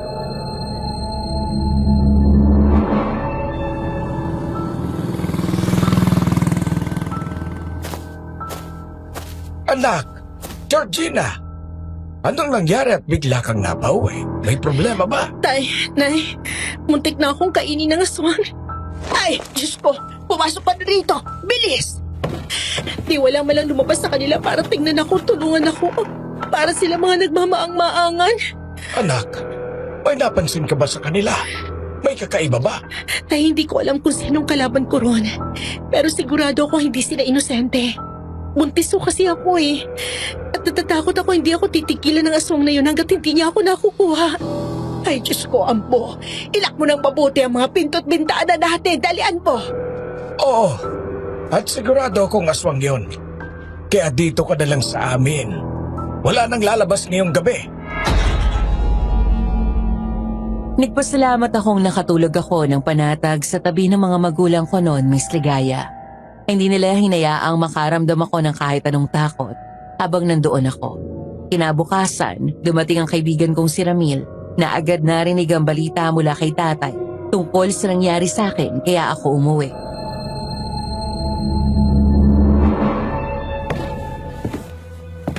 Gina? Gina? Gising ka na ba? May balita ako, importante. Baka may koneksyon to sa nangyari sa'yo kagabi. Ramil, ang aga mo anong meron? Bakit? Nasabi ko na sa kanya kung anong nangyari sa'yo kagabi. Kaya ka nandito sa amin ulit. May nagsabi sa akin kanina sa palengke. May nakakita kay Mang Rodelio kagabi. Tumatakbo paalis. Pawis sa pawis. Parang may kinakatakot. Grabe raw ang takbo niya. Parang may humahabol sa kanya. Ramil, hindi si Mang Rodelio ang aswang. Ha? Paano mo nasabi? Eh siya ang madalas na makita ng mga tao sa labas paggabi. Tama si Ramil, anak. Ang daming nagsasabi na may mali sa mga kilos ng matandang yon. Makaga, siya talaga ang nakaharap mo kagabi, anak. Hindi ho. Babae ang aswang na umatake sa akin. Babae na may mahabang buhok. At ang boses niya, hindi rin lalaki kahit garalgal. Sigurado ako hindi si Mang Rodelio yon. Pero Gina, Paano ka nakakasiguro? Dahil rinig ko ang bawat salita niya. At kung nakita niyo lang kung gaano kahabang buhok at kung paano siya gumalaw, hindi ganon ang matandang lalaki, aswang. Kung ganon, may babae pang aswang dito sa baryo. Lalo dapat tayong mag-ingat. At isa pa, hindi takot na tumatakbo ang aswang. Pero si Mang Rodelio, takot na takot ka mo? Ibig sabihin, may nakita siyang mas masahol sa kanya. May punto ka. Siguro nga hindi lang iisa ang aswang dito sa baryo. Oo, at hindi pa natin alam kung gaano talaga sila karami.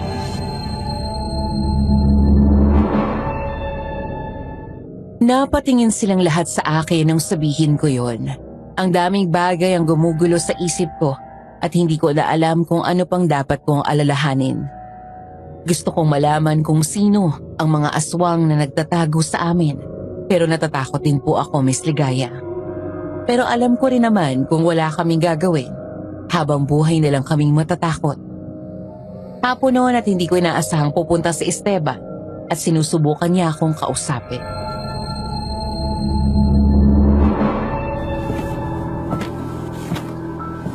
Gina, pwede ba kita makausap? Ayaw kita makausap, Teban. Umuwi ka na sa inyo. Oh, bakit ka lang dito? Hindi ka namin inaasahan. Esteban, kung wala ka namang balak ipagtanggol ang anak ko habang nasa inyo siya, mas mabuti pang umuwi ka na. Kaya naming alagaan ang anak namin. Bagay na hindi mo kayang gawin. Hindi ako nandito para makipag-away. Nandito ako para sunduin ang asawa ko. Hindi ako uuwi. Hindi ako sasama sa'yo. Gina, mahal kita. Ayokong nagkakaganito tayo. Nakikiusap ako. Bumalik ka na. Ayusin natin to. Ayusin? Paano? Wala kang nagawa kagabi? Ni hindi ka makagalaw nung nasa peligro na buhay namin ng anak mo? Natakot ako. Pero mali naman kung... Oo nga. Natatakot ka palagi. Paano mo ako poprotektahan kung sarili mo hindi mo kayang harapin? Lagi kang takot lalo na sa mga magulang mo. Hindi mo naiintindihan na... Tama na! Kung ayaw ng anak ko, respetuhin mo. Hindi siya ligtas sa bahay ninyo. Ligtas siya ron. Kami ang pamilya niya. Hindi ko maramdaman yon, Teban. Umuwi ka na. Sa ngayon, dito muna ang anak namin. Nakayuko siyang umalis. Hindi siya nagpumilit. Pero ramdam ko ang bigat sa balikat niya habang paalis siya. Pero higit pa sa lungkot ang naramdaman ko. Kinutuban akong may mas malalim pa siyang hindi sinasabi. At hindi nga po ako nagkamali, Miss Ligaya. Dahil kinabukasan, akala ko tahimik ang magiging umaga ko at magiging payapa ang maghapon. Pero biglang dumating si Aling Erlinda na baka sa mukhang may dinadala siyang napakalaking balita. Kasalukuyan din nung nakikialmusal sa amin si Ramil. Kaya maging siya ay narinig ang napakalaking balita na bumago sa buhay ko.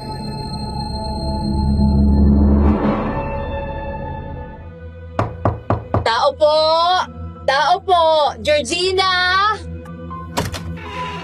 Si Erlinda pala anak, hinahanap ka. Aga mo yata ang Linda. Mukha kang balisa. Bakit? Georgina, kailangan kitang makausap. Ngayon na, kailangan mong malaman to. Hindi ka maniniwala sa sasabihin ko sa'yo. Bakit po? Ano pong nangyari? Huwag ka nang bumalik sa bahay nila, Teban. Huwag ka nang magkakamaling tumapak ulit sa lugar na yon. Bakit naman? Ano bang nakita o nalaman mo? Kaninang madaling araw, naglabas ako ng basura. Tapos... Ano po? Sabihin niyo na. Nakita ko si Esteban. Galing sa kakahuyan. Pero hindi siya tao nang lumabas. Ha? Ay, Diyos ko. Ano pong ibig ninyong sabihin? Nakita kong unti-unting nagbabalik ang anyo niya. Galing siya sa pagiging aswang. Hindi. Imposible yun. Kilala ko asawa ko.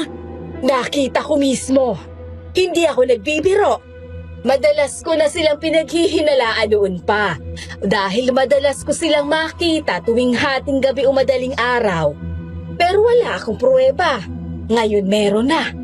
Kitang-kita mismo ng dalawang mata ko kung paano naging tao si Esteban mula sa pagiging aswang. Nakakatakot! Esteban, ang asawa ng anak ko. Aswang. Hindi lang siya. Pamilya nila. Lahat sila matagal ko nang nararamdaman yan. Pero bakit pati ako gusto nilang kainin? Kapamilya nila ako, asawa ko ni Esteban. Gina, ang buntis ang pinakamabangong pagkain para sa kanila. Diyos ko. Kaya pala gusto nilang dun ka lang sa kanila. Kaya nila ayaw pang bumukod ngayon ng asawa mo, Georgina. Kung totoo yung sinasabi mo, Orlinda, kailangan nating kumilos. Hindi pwedeng pabayaan ang anak ko doon. Hindi ko na ibabalik si Gina sa kanila. Kaya nga ako nandito para sabihin sa inyo. Lalo na ngayong buntis siya. Siguradong hindi na siya titigilan ng mga hayop na yon. Anak, lumapit ka dito. Ay, Diyos ko, anong pinasok mo? Hindi ko alam, Nay. Gina, hindi ka na babalik doon kahit kailan. Hindi ka namin hahayaang bumalik sa mga halimaw na yon. At hindi sila titigil. Hahanapin nila ang pinakagusto nila. Ang nasa sinapupunan mo. Hindi ko hayaan makuha nilang anak ko. Hindi ka nila makukuha. Kahit dumanak pa ang dugo, ay hindi kita ibibigay. Gina, kailangan nating humingi ng tulong. Kailangan natin ng taong mas may alam sa kanila. May kilala akong pwedeng tumulong. Pero delikado pa rin. Ang mabuti pa, huwag kang lalabas. At huwag ka nang lalapit sa kanila. Paano kung puntahan nila ako rito? Mas malala. Dahil kapag sinundan ka nila, ibig sabihin, handa na sila para kunin ka. Hindi mangyayari yon. Hanggat nabubuhay ako, wala na isa sa kanilang makakalapit sa anak ko. Hindi ako susuko. Hindi ko hayaang kainin nila ako ang anak ko.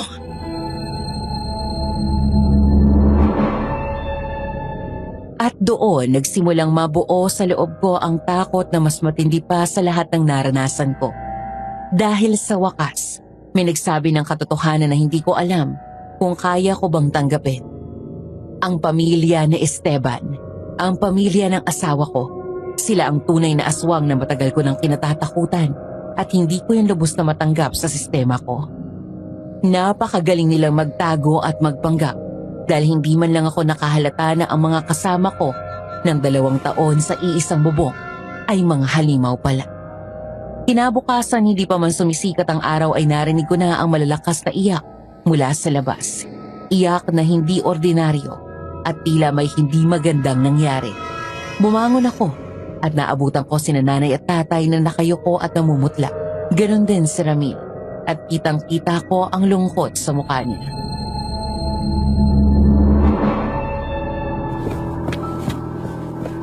Diyos ko, anak.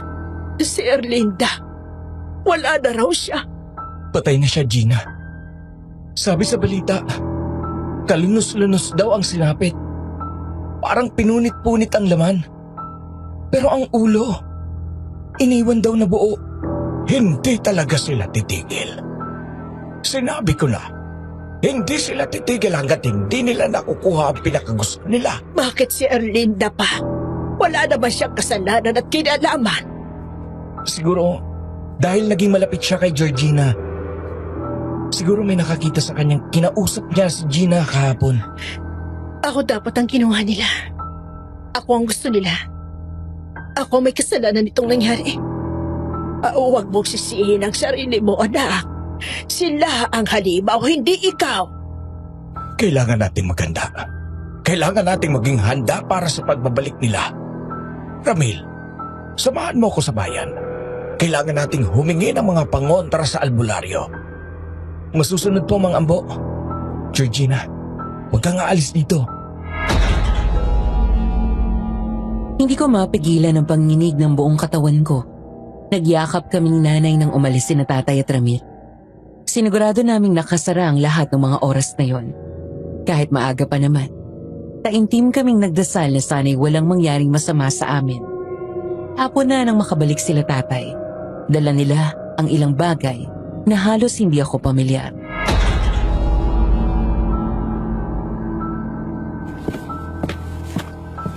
Narito na mga kailangan natin, Gina. Mga hilingi ko sa albularyo.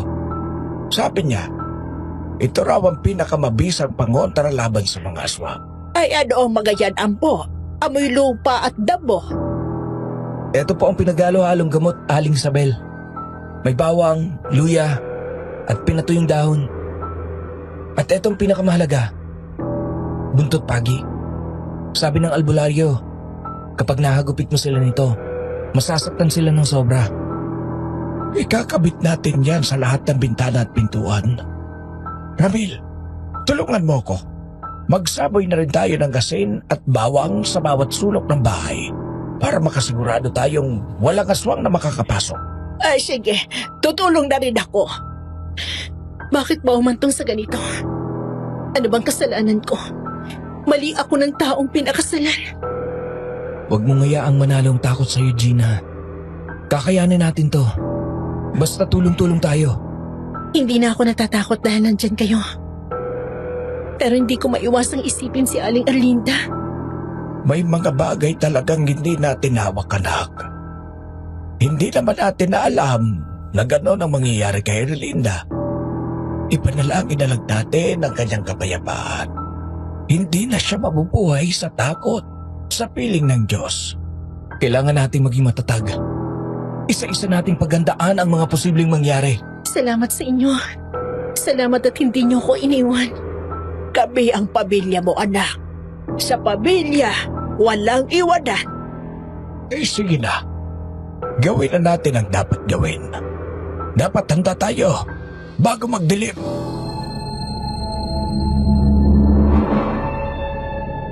Nang gabing yun, matapos ikabit at isaboy sa paligid ang lahat ng pangontra, hindi ko pa rin maiwasang matakot. Bawat kaluskos, bawat ihip ng hangin ay kulang na lang patalunin ng puso ko. Pumasok ako sa kwarto ko, bitbit ang rosaryo at isang Biblia. Nagsimula akong magdasal. Tahimik akong nagnovena habang nakaupo sa gilid ng kama. Habang nagdarasal, bigla akong nakaramdam ng matinding lamig. Hindi lamig na galing sa hangin, kundi lamig na bumapalot sa buong kaluluwa ko. Tumingin ako sa paligid dahil pakiramdam ko napapraning na ako. Pero wala akong ibang nakita kahit saan ako lumingon.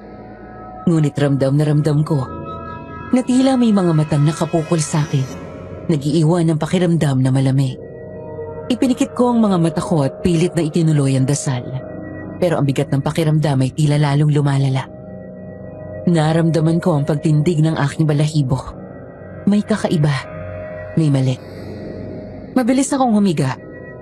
Niyakap ang rosaryo at inilagay sa dibdib ko ang Biblia at nagpanggap na natutulog. Pero kalaunan ay nawala ang kakaibang pakiramdam ko sa paligid. Kaya naman napanatag ako. Pero akala ko doon na matatapos ang gabi ko. Hanggang sa nagsimula na naman ang pagpaparamdam bandang hating gabi. Isang tunog ng kuko na humahagod sa bintana ang gumising sa akin. Ang tunog na yon ay nagsimulang maging mas malakas, mas mabilis, na tila may naghahanap ng butas para makapasok. Alam kong hindi yun isang ordinaryong pusa o daga. Napahawak ako ng mahigpit sa Biblia at rosaryo. Sobrang bilis ng naging pangyayari. Bago pa man ako makasigaw, narinig ko ang mas malakas na pagkabasag ng salamin. Mabilis na pumasok sa bintana ang nilalang. Isang mabilis na anino. Hindi ko na kailangang makita ang mukha at alam kong yun na ang aswang. Agad niyang natakpan ang bibig ko kaya hindi na ako nakasigaw. Ang bigat ng katawan niya ay agad kong naramdaman nang dambahin niya ako sa kama. Umibabaw siya sa akin, dahilan para hindi ako makagalaw. Ang kamay niya ay malaki, mabalahibo, at amoy lupa at dugo. Hindi ko maabot ang Biblia o rosaryo. Nanlalabo ang paningin ko at ang huling nakita ko ay ang mga mata niya. Mapupula at punong-puno ng pagnanasa.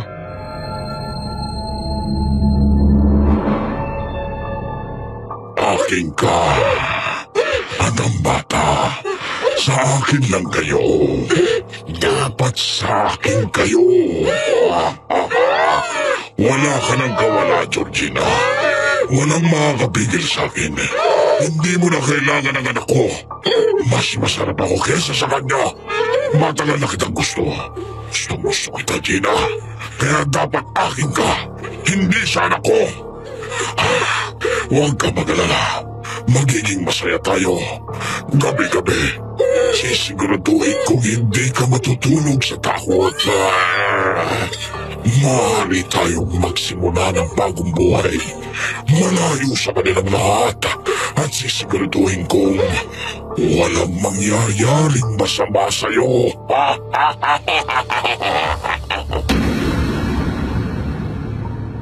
Sa mga salitang namumutawi sa bibig niya, nagawa ko siyang makilala. Ang biyanan kong aswang, si Tatay Aristeo. Diring-diri ako, Miss Ligaya. Pilit akong kumakawala. Pilit ko siyang sinisipa. Ngunit parang pader ang katawan niya. Pakiramdam ko mamamatay na ako sa bigat at sakit. Naramdaman ko ang pagdikit ng kanyang malamig na balat sa akin. Ang hininga niya ay amoy bulok na karne. Naisip ko ang pamilya ko. Naisip ko ang anak ko. Sa huling lakas ko, isinubo ko ang kamay niya na nakatakip sa bibig ko at kinagat ko ng ubod ng lakas. Nabitawan niya ako. Mabilis akong bumangon at kinuha ang rosaryo.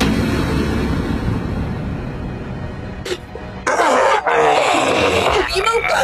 Umalis ka rito! Hindi ako aalis. Akin ka. Sa ngalan ng Diyos, umalis ka!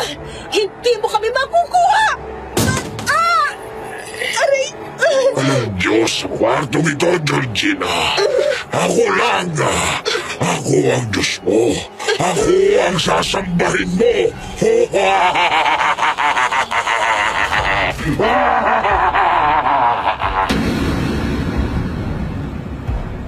Biglang bumukas ang pintuan. Dumating si Ramil, nanay at tatay. Parehas na may hawak na buntot pagi ang mga lalaki. Si nanay, bagaman kabado, ay may hawak na bungkus ng bawang at isang dakot ng asin. Georgina! Huwag kang makialam dito, bata. Umalis ka. Hindi kita hahayaang saktan siya! Hindi kita hahayaang saktan siya! Halika rito! Lumayo ka sa swag na yan! Lumayo ka, Ramil! Georgina, takbo! Nang makita akong hirap na hirap makatayo ang halimaw dahil sa mga natanggap niyang hampas ng buntot pagi, nagmamadali akong pumunta sa likod ni Ramil at tatay. Halos hindi makabangon sa sakit na nararamdaman ng aswang. Pero kitang-kita ko ang labis na galit sa kanyang muka. Kumalabog ang mga gamit sa kwarto dahil sa kanyang pagpupumiglas. Hindi niyo ako mapapatay. Wala kayong karapatang makialam sa buhay ko, sa pamilya ko, sa gusto ko. Hindi niyo alam kung sino ako. Hindi tayo magkakagulo kung ibibigay niyo sa akin si Georgina. Ipinapangako kong bibigyan ko kayo ng kapayapaan. Basta't magiging akin siya. Walang hiya ka! Handa kang ahasin ang anak mo? Para sa kasakiman mo! Ipapahamak mo pa ang apo mo! Hindi ka naaabot sa ganyan, Aristeo! Dito na ang katapusan mo! Ilang buhay pa ba ang sisirain mo bago ka tumigil? Ayan ang bagay sa'yo! Halimaw! Mamatay ka na! Wala ka ng buwang sa mundong ito! Mga hayop kayo! Pagsisisihan niyo ito!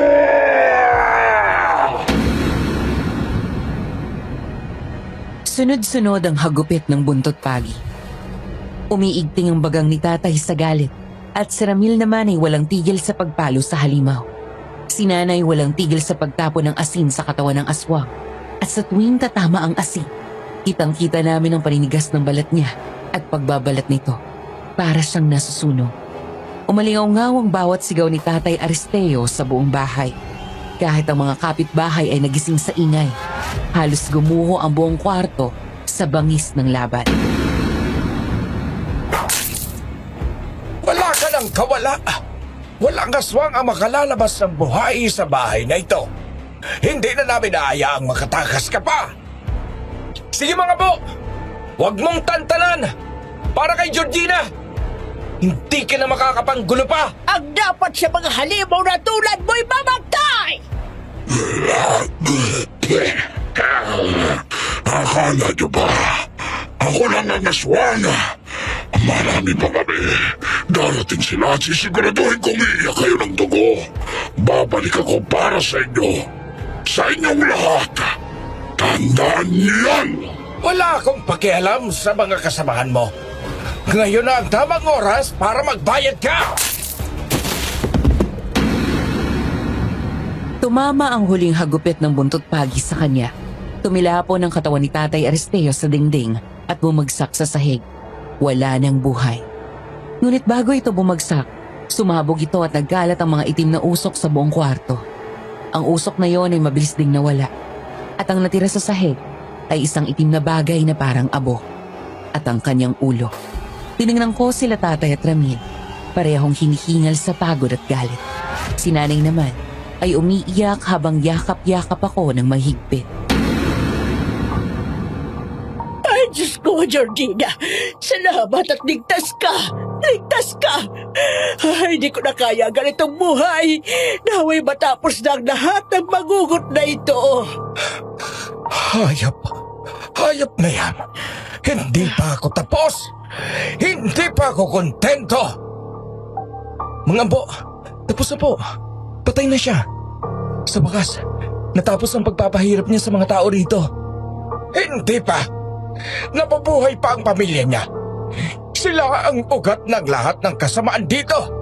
Sila ang nagdala ng halimaw na yan dito. Pupunta ako sa bahay nila at uubusin ko sila. Hindi sila pwedeng manatiling buhay. Apo, wag! Pwede bang huminahon ka muna? Halos mamatay na tayo rito at gusto mo pang sumugod. Magpahinga muna tayo. Paano ko hihinahon, Sabel? Munti ka nang mamatay ang anak natin dahil sa mga halimaw na yan. Sa tingin mo, hahayaan ko pa ba silang mabuhay at saktan pa tayo? Hindi, Sabel. Hindi ako titigil hanggat hindi sila namamatay lahat. Tatay, sasama po ako. Pati na rin si Nanay. Hindi po kayo pwedeng umalis ng kaming dalawa lang maiiwan dito. Georgina, anong sinasabi mo? Delikado. Huwag na kayong sumama. Hayaan yung kaming dalawa na lang ng tatay mo ang pumunta ron. Ramil, kung hindi kami sasama, baka sugurin lang nila kami dito habang wala kayo ni Tatay. Kung patay na si Tatay Aristeo, sigurado akong aataking iba pa. Mas mabuti na magkakasama tayong harapin sila. Walang sino man ang maiiwan dito na walang panlaban. Oo, Apo. Mas mabuti magkasama na tayo. Tapos si Georgina. Hindi tayo sigurado kung anong plano ng mga aswang na yan laban sa atin. Mas panatag ako kung magkakasama tayo. Sige, kung yan ang gusto ninyo, kayo ang bahala. Pero sisiguraduhin kong wala nang matitirang aswang sa baryo na to. Kumuha kayo ng panlaban. Kinuha namin ang mga natitirang buntot pagi at ang mga bungkos ng bawang at asin. Habang naglalakad kami palabas ng bahay, ramdam ko ang takot sa dibdib ko. Pero mas nangingibabaw ang galit at ang kagustuhang protektahan ang sarili ko at ang pamilya ko.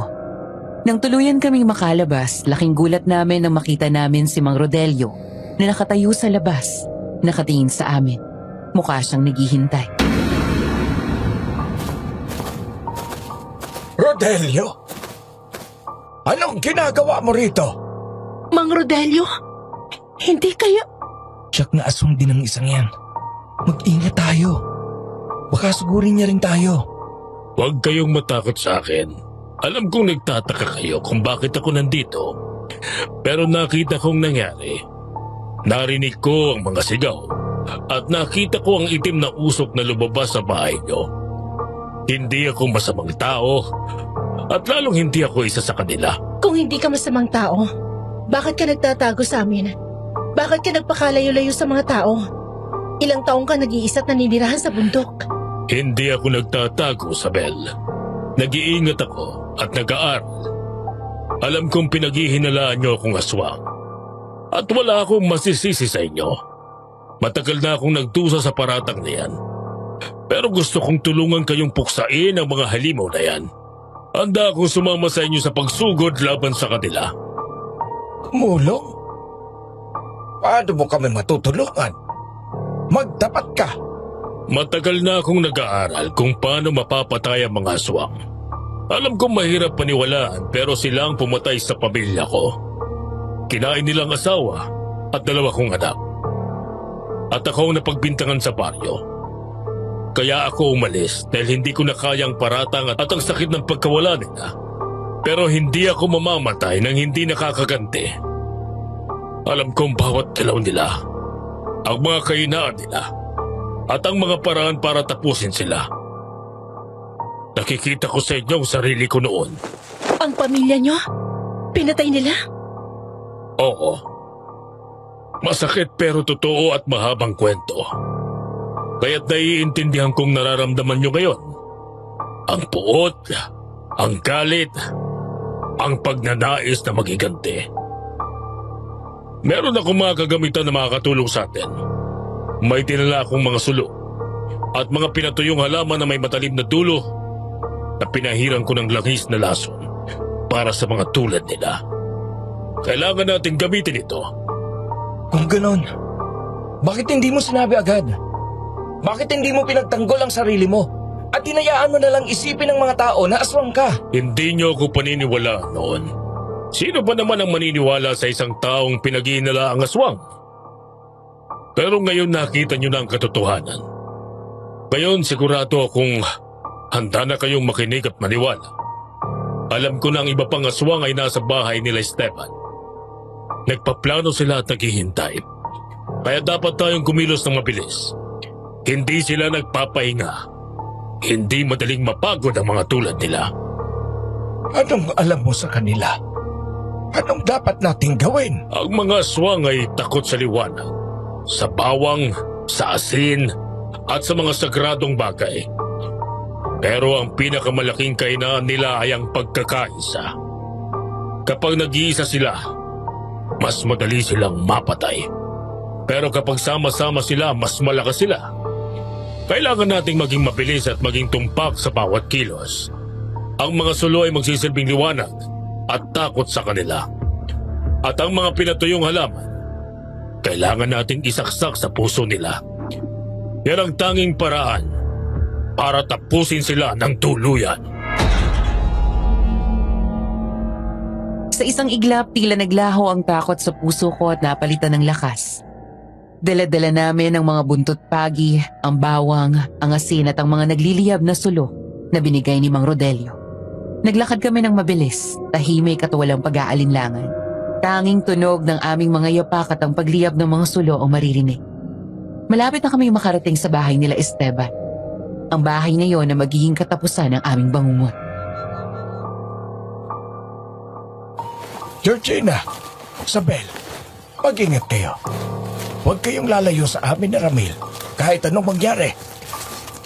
Mang Rodelio, sigurado ka ba sa mga plano mo? Sana hindi tayo magkamali. Oo, Ramil. Maniwala kayo sa akin.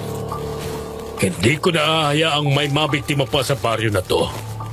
Yan ang pangako ko sa mga namatay kong mahal sa buhay. Handa na po kami makipaglaban. Kung ano man ang mangyari, lalaban kami. Narating namin ang bahay ni na Esteban. Tahimik at walang ilaw. Pero ramdam namin ang presensya ng kadiliman at ang malamig na hangin. Huminga ako ng malalim. Hinanda ang sarili ko. Walang bahid ng takot, Miss Ligaya. Tanging pagnanais ay manalo. Palihim kaming pumunta sa likuran ng bahay. Ang liwanag ng mga sulo ay nagbibigay ng kakaibang tapang sa aming lahat. Nang makarating kami sa likod, sinira agad ni Tatay Ambo ang pintuan. Pagpasok namin, pumungad sa amin ang hindi inaasahang tanawin. Nakita namin sina Nanay Elvira at ang anak niyang si Karina na may sunog ang kalahating muka dahil sa rosaryong isinampal ko sa kanya. Kasama rin nila si Esteban na nakaupo lang sa isang tabi, mukhang wala sa sarili. Nakatayo si Nanay Elvira sa gitna at nag-aapoy ang mga mata. Mga walang hiya kayo! Ang lalakas ng loob niyo sumuko dito! Nasaan ang asawa ko? Nasaan si Aristeo? Huwag mo nang hinahanap ang aswang napatay na Nanay Elvira. Halimaw siya at nararapat lang sa kanyang nangyari. Wala siyang karapatang mabuhay! Ikaw ang may kasalanan ng lahat. Tingnan mo ginawa mo sa akin. Hindi kita mapapatawad. Pagbabayaran mo to at ang ginawa mo sa tatay ko. Ang tatay mo? Ang tatay mong aswang na halos patayin ako, tang anak ko? Ang tatay mo nagtangka makipag-unayan sa akin kahit asawa kong anak niya? Huwag kang magkunwari na hindi mo alam ang ginawa niya. At ikaw, Karina, mukha ka na ng aswang noon. Ngayon, mas lalo ka naging mukhang halimaw. Kaya't huwag kang magsalita na parang wala kang kasalanan sa akin. Binalak mo rin akong patayin! Tama na! Tama na, Georgina! Tama na, Esteban! Ngayon ka pa magsasabing tama na? Wala kang paninindigan! Duwag ka! Pero kapag kailangan mo panindigan ng pamilya mo, matapang ka. Alam mong ginagawa ng tatay mo. Alam mo kung anong klase sila. Pero pinili mo pa rin manahimik at hayaan ako magdusa sa kamay nila. Kahit kailan, hindi ka naging asawa sa akin. Isa ka lang malaking disappointment. Sana nga namatay ka na lang. Sinungaling ka! Walang hiya ka? Ang tapang mong magsalita sa bahay namin. Hindi mo alam kung sinong kinakalaban mo. Tapusin na natin ito. Wala na kayong karapatan pang mabuhay. Hindi ko hahayaang may mabuhay pa sa inyo. Mga demonyo! Magsisisi kayo sa araw na ito. Hindi na kami papayag na saktan niyo pa ang mga inosenteng tao. Lumabang kayo kung gusto nyo pang mabuhay. Pero sisiguraduhin namin magtatapos ang lahi nyo ngayon! Sa isang kisap mata, sumugod si Karina. Ang kalahati niyang mukha ay tila natutunaw. At ang mga mata niya ay nag-aapoy sa galit. Mas mabilis siya kaysa sa inaasahan namin. Tumalon siya at inatake ako. Mabilis akong nakaiwas. Pero nasagi niya ako at tumama ang ulo ko sa dingding. Si Ramil na nasa likod ko ang sumalo ng susunod na atake. Walang tigil ang pagsugod ni Karina. Parang isang buitre na gustong kainin ang biktima niya. Pero si Ramil, mas matalino at mas handa. Habang nakikipagbuno si Ramil kay Karina, nagawa niyang abutin ang buntot pagi na hawak niya. Sa isang mabilis na iglap, hinampas niya si Karina ng napakalakas. Nawalan ito ng balanse dahil sa lakas ng tama. Sa mga sandaling iyon, inilabas ni Ramil ang pinatuyong halaman na may matalim na dulo at mabilis niya itong isinaksak sa dibdib ni Karina. Tumpak sa puso. Tumalsik ang dugo nito at biglang bumagsak si Karina. Ngunit tulad ng tatay niya, sumabog din ito at naggalat ang mga itim na usok sa buong kwarto. Hindi na lang abo ang natira, kundi isang ulo rin. Ang tingin ni Nanay Elvira kay Ramil ay napuno ng galit at puot. Tuluyan ang nag-apoy sa galit si Nanay Elvira. Lumabas ang kanyang mga pangil, humaba ang mga kuko at ang mga mata niya ay nag-iba ng kulay. Naglabas siya ng isang malakas na sigaw na tila nagpagiba sa buong bahay. Ang kanyang galit ay hindi mapipigilan at ang kanyang focus ay tanging napunta lamang sa akin. Anak ko! Pinatay niyo ang anak ko! Gagantihan ko kayo! Lahat kayo! Mamamatay kayo! Nararapat lang yon sa anak mo! Magbabayad kayo, mga hangal! Georgina! Tumabi ka! Papatayin kitang babae ka! Sinubukan siyang harangin ni Ramil gamit ang buntot pagi. Ngunit sa isang mabilis na pitik ng kamay, naitabig ni Nanay Elvira si Ramil. Tumilapon ito at tumama rin sa dingding. Nagmadali akong umatras habang patuloy siyang sumusugod. Hindi nagdalawang isip si tatay na hampasin siya ng buntot pagi. Tulad ni Tatay Aristeo, napilitan siyang umatras sandali dahil sa sakit. Ngunit mas mabilis siyang nakabawi. Ang kanyang mukha ay tila natutunaw at lalo siyang nagiging kahilahilakbot. Muli siyang tumalon patungo sa akin. Alam kong wala na akong kawala. Ipinikit ko na lang ang aking mga mata at hinanda ang sarili ko sa kamatayan. Sa isang iglap naramdaman ko na lang ang isang katawan na humarang sa akin. Pagdilat ko, nakita ko si Esteban. Nakatingin siya sa kanyang nanay. Nahawak ang kanyang kamay. Sa mata ni Esteban, wala ng takot. Naroon ang kalungkutan at pagpapasya. Esteban! Umalis ka dyan! Bakit mo siya pinoprotektahan? Siya ang sumira sa pamilya natin! Hindi, Nanay! Ikaw at si tatay ang sumira sa pamilya natin. Gusto ko lang maging normal. Gusto ko lang mabuhay ng payapa. Hindi na ako makapapayag na saktan niyo pang asawa ko. Tama ng pagiging sunod-sunuran ko sa inyo at pagiging duwag. Demonyo ka? Hindi ka namin anak! Umarang ka! Tanggapin mo ang galit ko!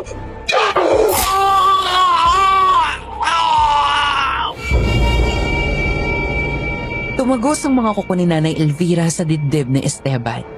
Sa sobrang lakas ng atake, tumilapon sa Esteban at bumagsak sa likod ko. Halos himatayin ako sa nakita ko. Biglang nag-iba ang ekspresyon ni Nanay Elvira. Ang galit niya ay napalitan ng pagkabigla at takot. Esteban! Hindi! Esteban! Esteban! Anong ginawa ko? Anak ko! Ngayon na! Tapusin na natin siya! Ikaw na lang ang natitira, Elvira! Kasalanan niyo lahat ng Sumugod sila sa tulalang si Nanay Elvira na hindi makapaniwala sa nagawa niya sa kanyang anak. Tanging yun lang ang pagkakataon namin. Hinarang ni Tatay Ambo si Nanay Elvira gamit ang natitirang buntot pagi habang mabilis na inahanda ni Mang Rodelio ang pinatuyong halaman na may lason. Mabilis na isinaksak ni Mang Rodelio ang dulo noon sa likuran ni Nanay Elvira, diretso sa kanyang puso. Kasabay nito tinamaan din siya ng buntot pagi ni Tatay Ambo. Nagsimulang maging abo ang kanyang katawan at ang kanyang ulo ay tumalsik sa kung saan. Tiningnan ko sa Esteban. Kitang-kita ko ang malalim at nakamamatay na sugat sa kanyang dibdib. Natanging kuko ng sarili niyang ina ang gumawa. Ang kalungkutan at pagsisisi sa kanyang mga mata ay napalitan ng kapayapaan. Mabilis akong lumuhod sa tabi niya.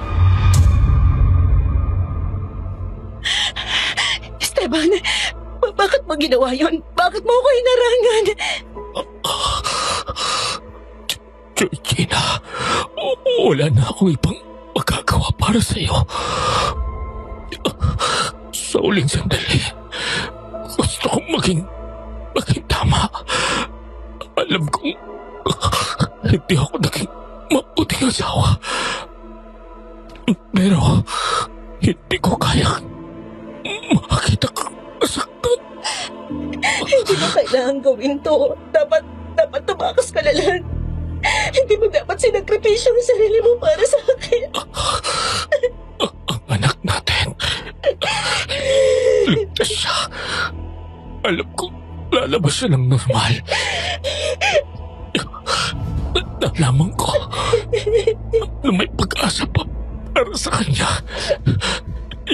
Yun ang huli kong regalo sa'yo. Sa inyo. Georgina, tandaan mo, hindi ko pinili ang buhay na to. Pero pinili kong mahalin ka. At pinili kong iligtas ka. Patawad sa lahat ng pagkukulang ko. Huwag ka magsalita ng ganyan, Esteban. Kailangan mo pang mabuhay. Paano na kami ng anak mo? Paano na ang pangarap natin mag-iisang pamilya? Mabuhay ka. Mabuhay kayo. Kasama pamilya mo. Si Ramila, Tatay Ambo, Nanay Isabel, at palakihin mo ang anak natin. Walang takot. Walang kadiliman. Patawarin mo sana ako. Georgina, mahal kita. Lagi.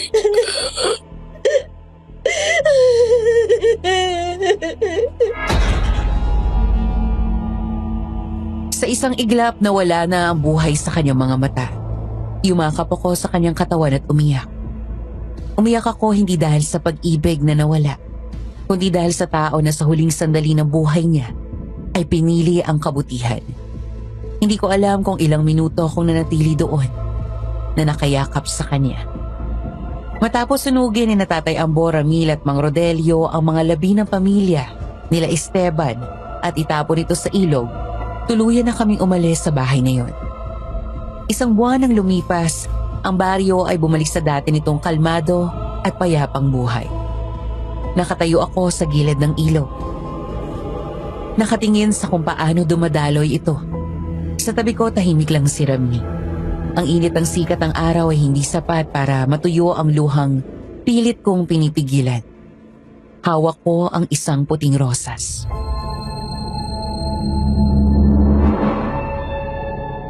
Hindi ko alam kung saan ako magsisimula, Ramil. Sa lahat ng sakit na dinanas ko. Sa takot na dinala ni Esteban sa buhay namin. Gusto ko lang magpaalam sa kanya. Dito, sa ilog na to. Huwag mong madaliin ang sarili mo, Gina. Kahit ano pa yan, ilabas mo lang. Dito lang ako sa tabi mo. Minahal ko siya. Minahal ko si Esteban na nakikita ko sa likod ng pagiging aswang niya. Ang lalaki na tatakot sa sarili niya, pero pinili kami iligtas sa huli. Alam kong hindi naging madali ang buhay namin. Pero sa bawat pagmamahal na naramdaman ko, nandun din ang katotohanan ng sikreto niya. Ngayon, wala na siya. Esteban, sana naririnig mo ko. Pinapatawad na kita. Sa paglilihim mo, sa pagpapabaya mo, sa lahat. Pinapatawad kita dahil alam kong hindi mo pinili ang buhay na yan. Pero pinili mong mahalin ako. At pinili mong tapusin ang lahat ng kadiliman para sa anak natin. Salamat. Salamat sa huling sakripisyo mo. Palalakihin ko anak natin ng walang takot. Tulad ng hiling mo. Maging payapa ka na kung nasan ka man ngayon.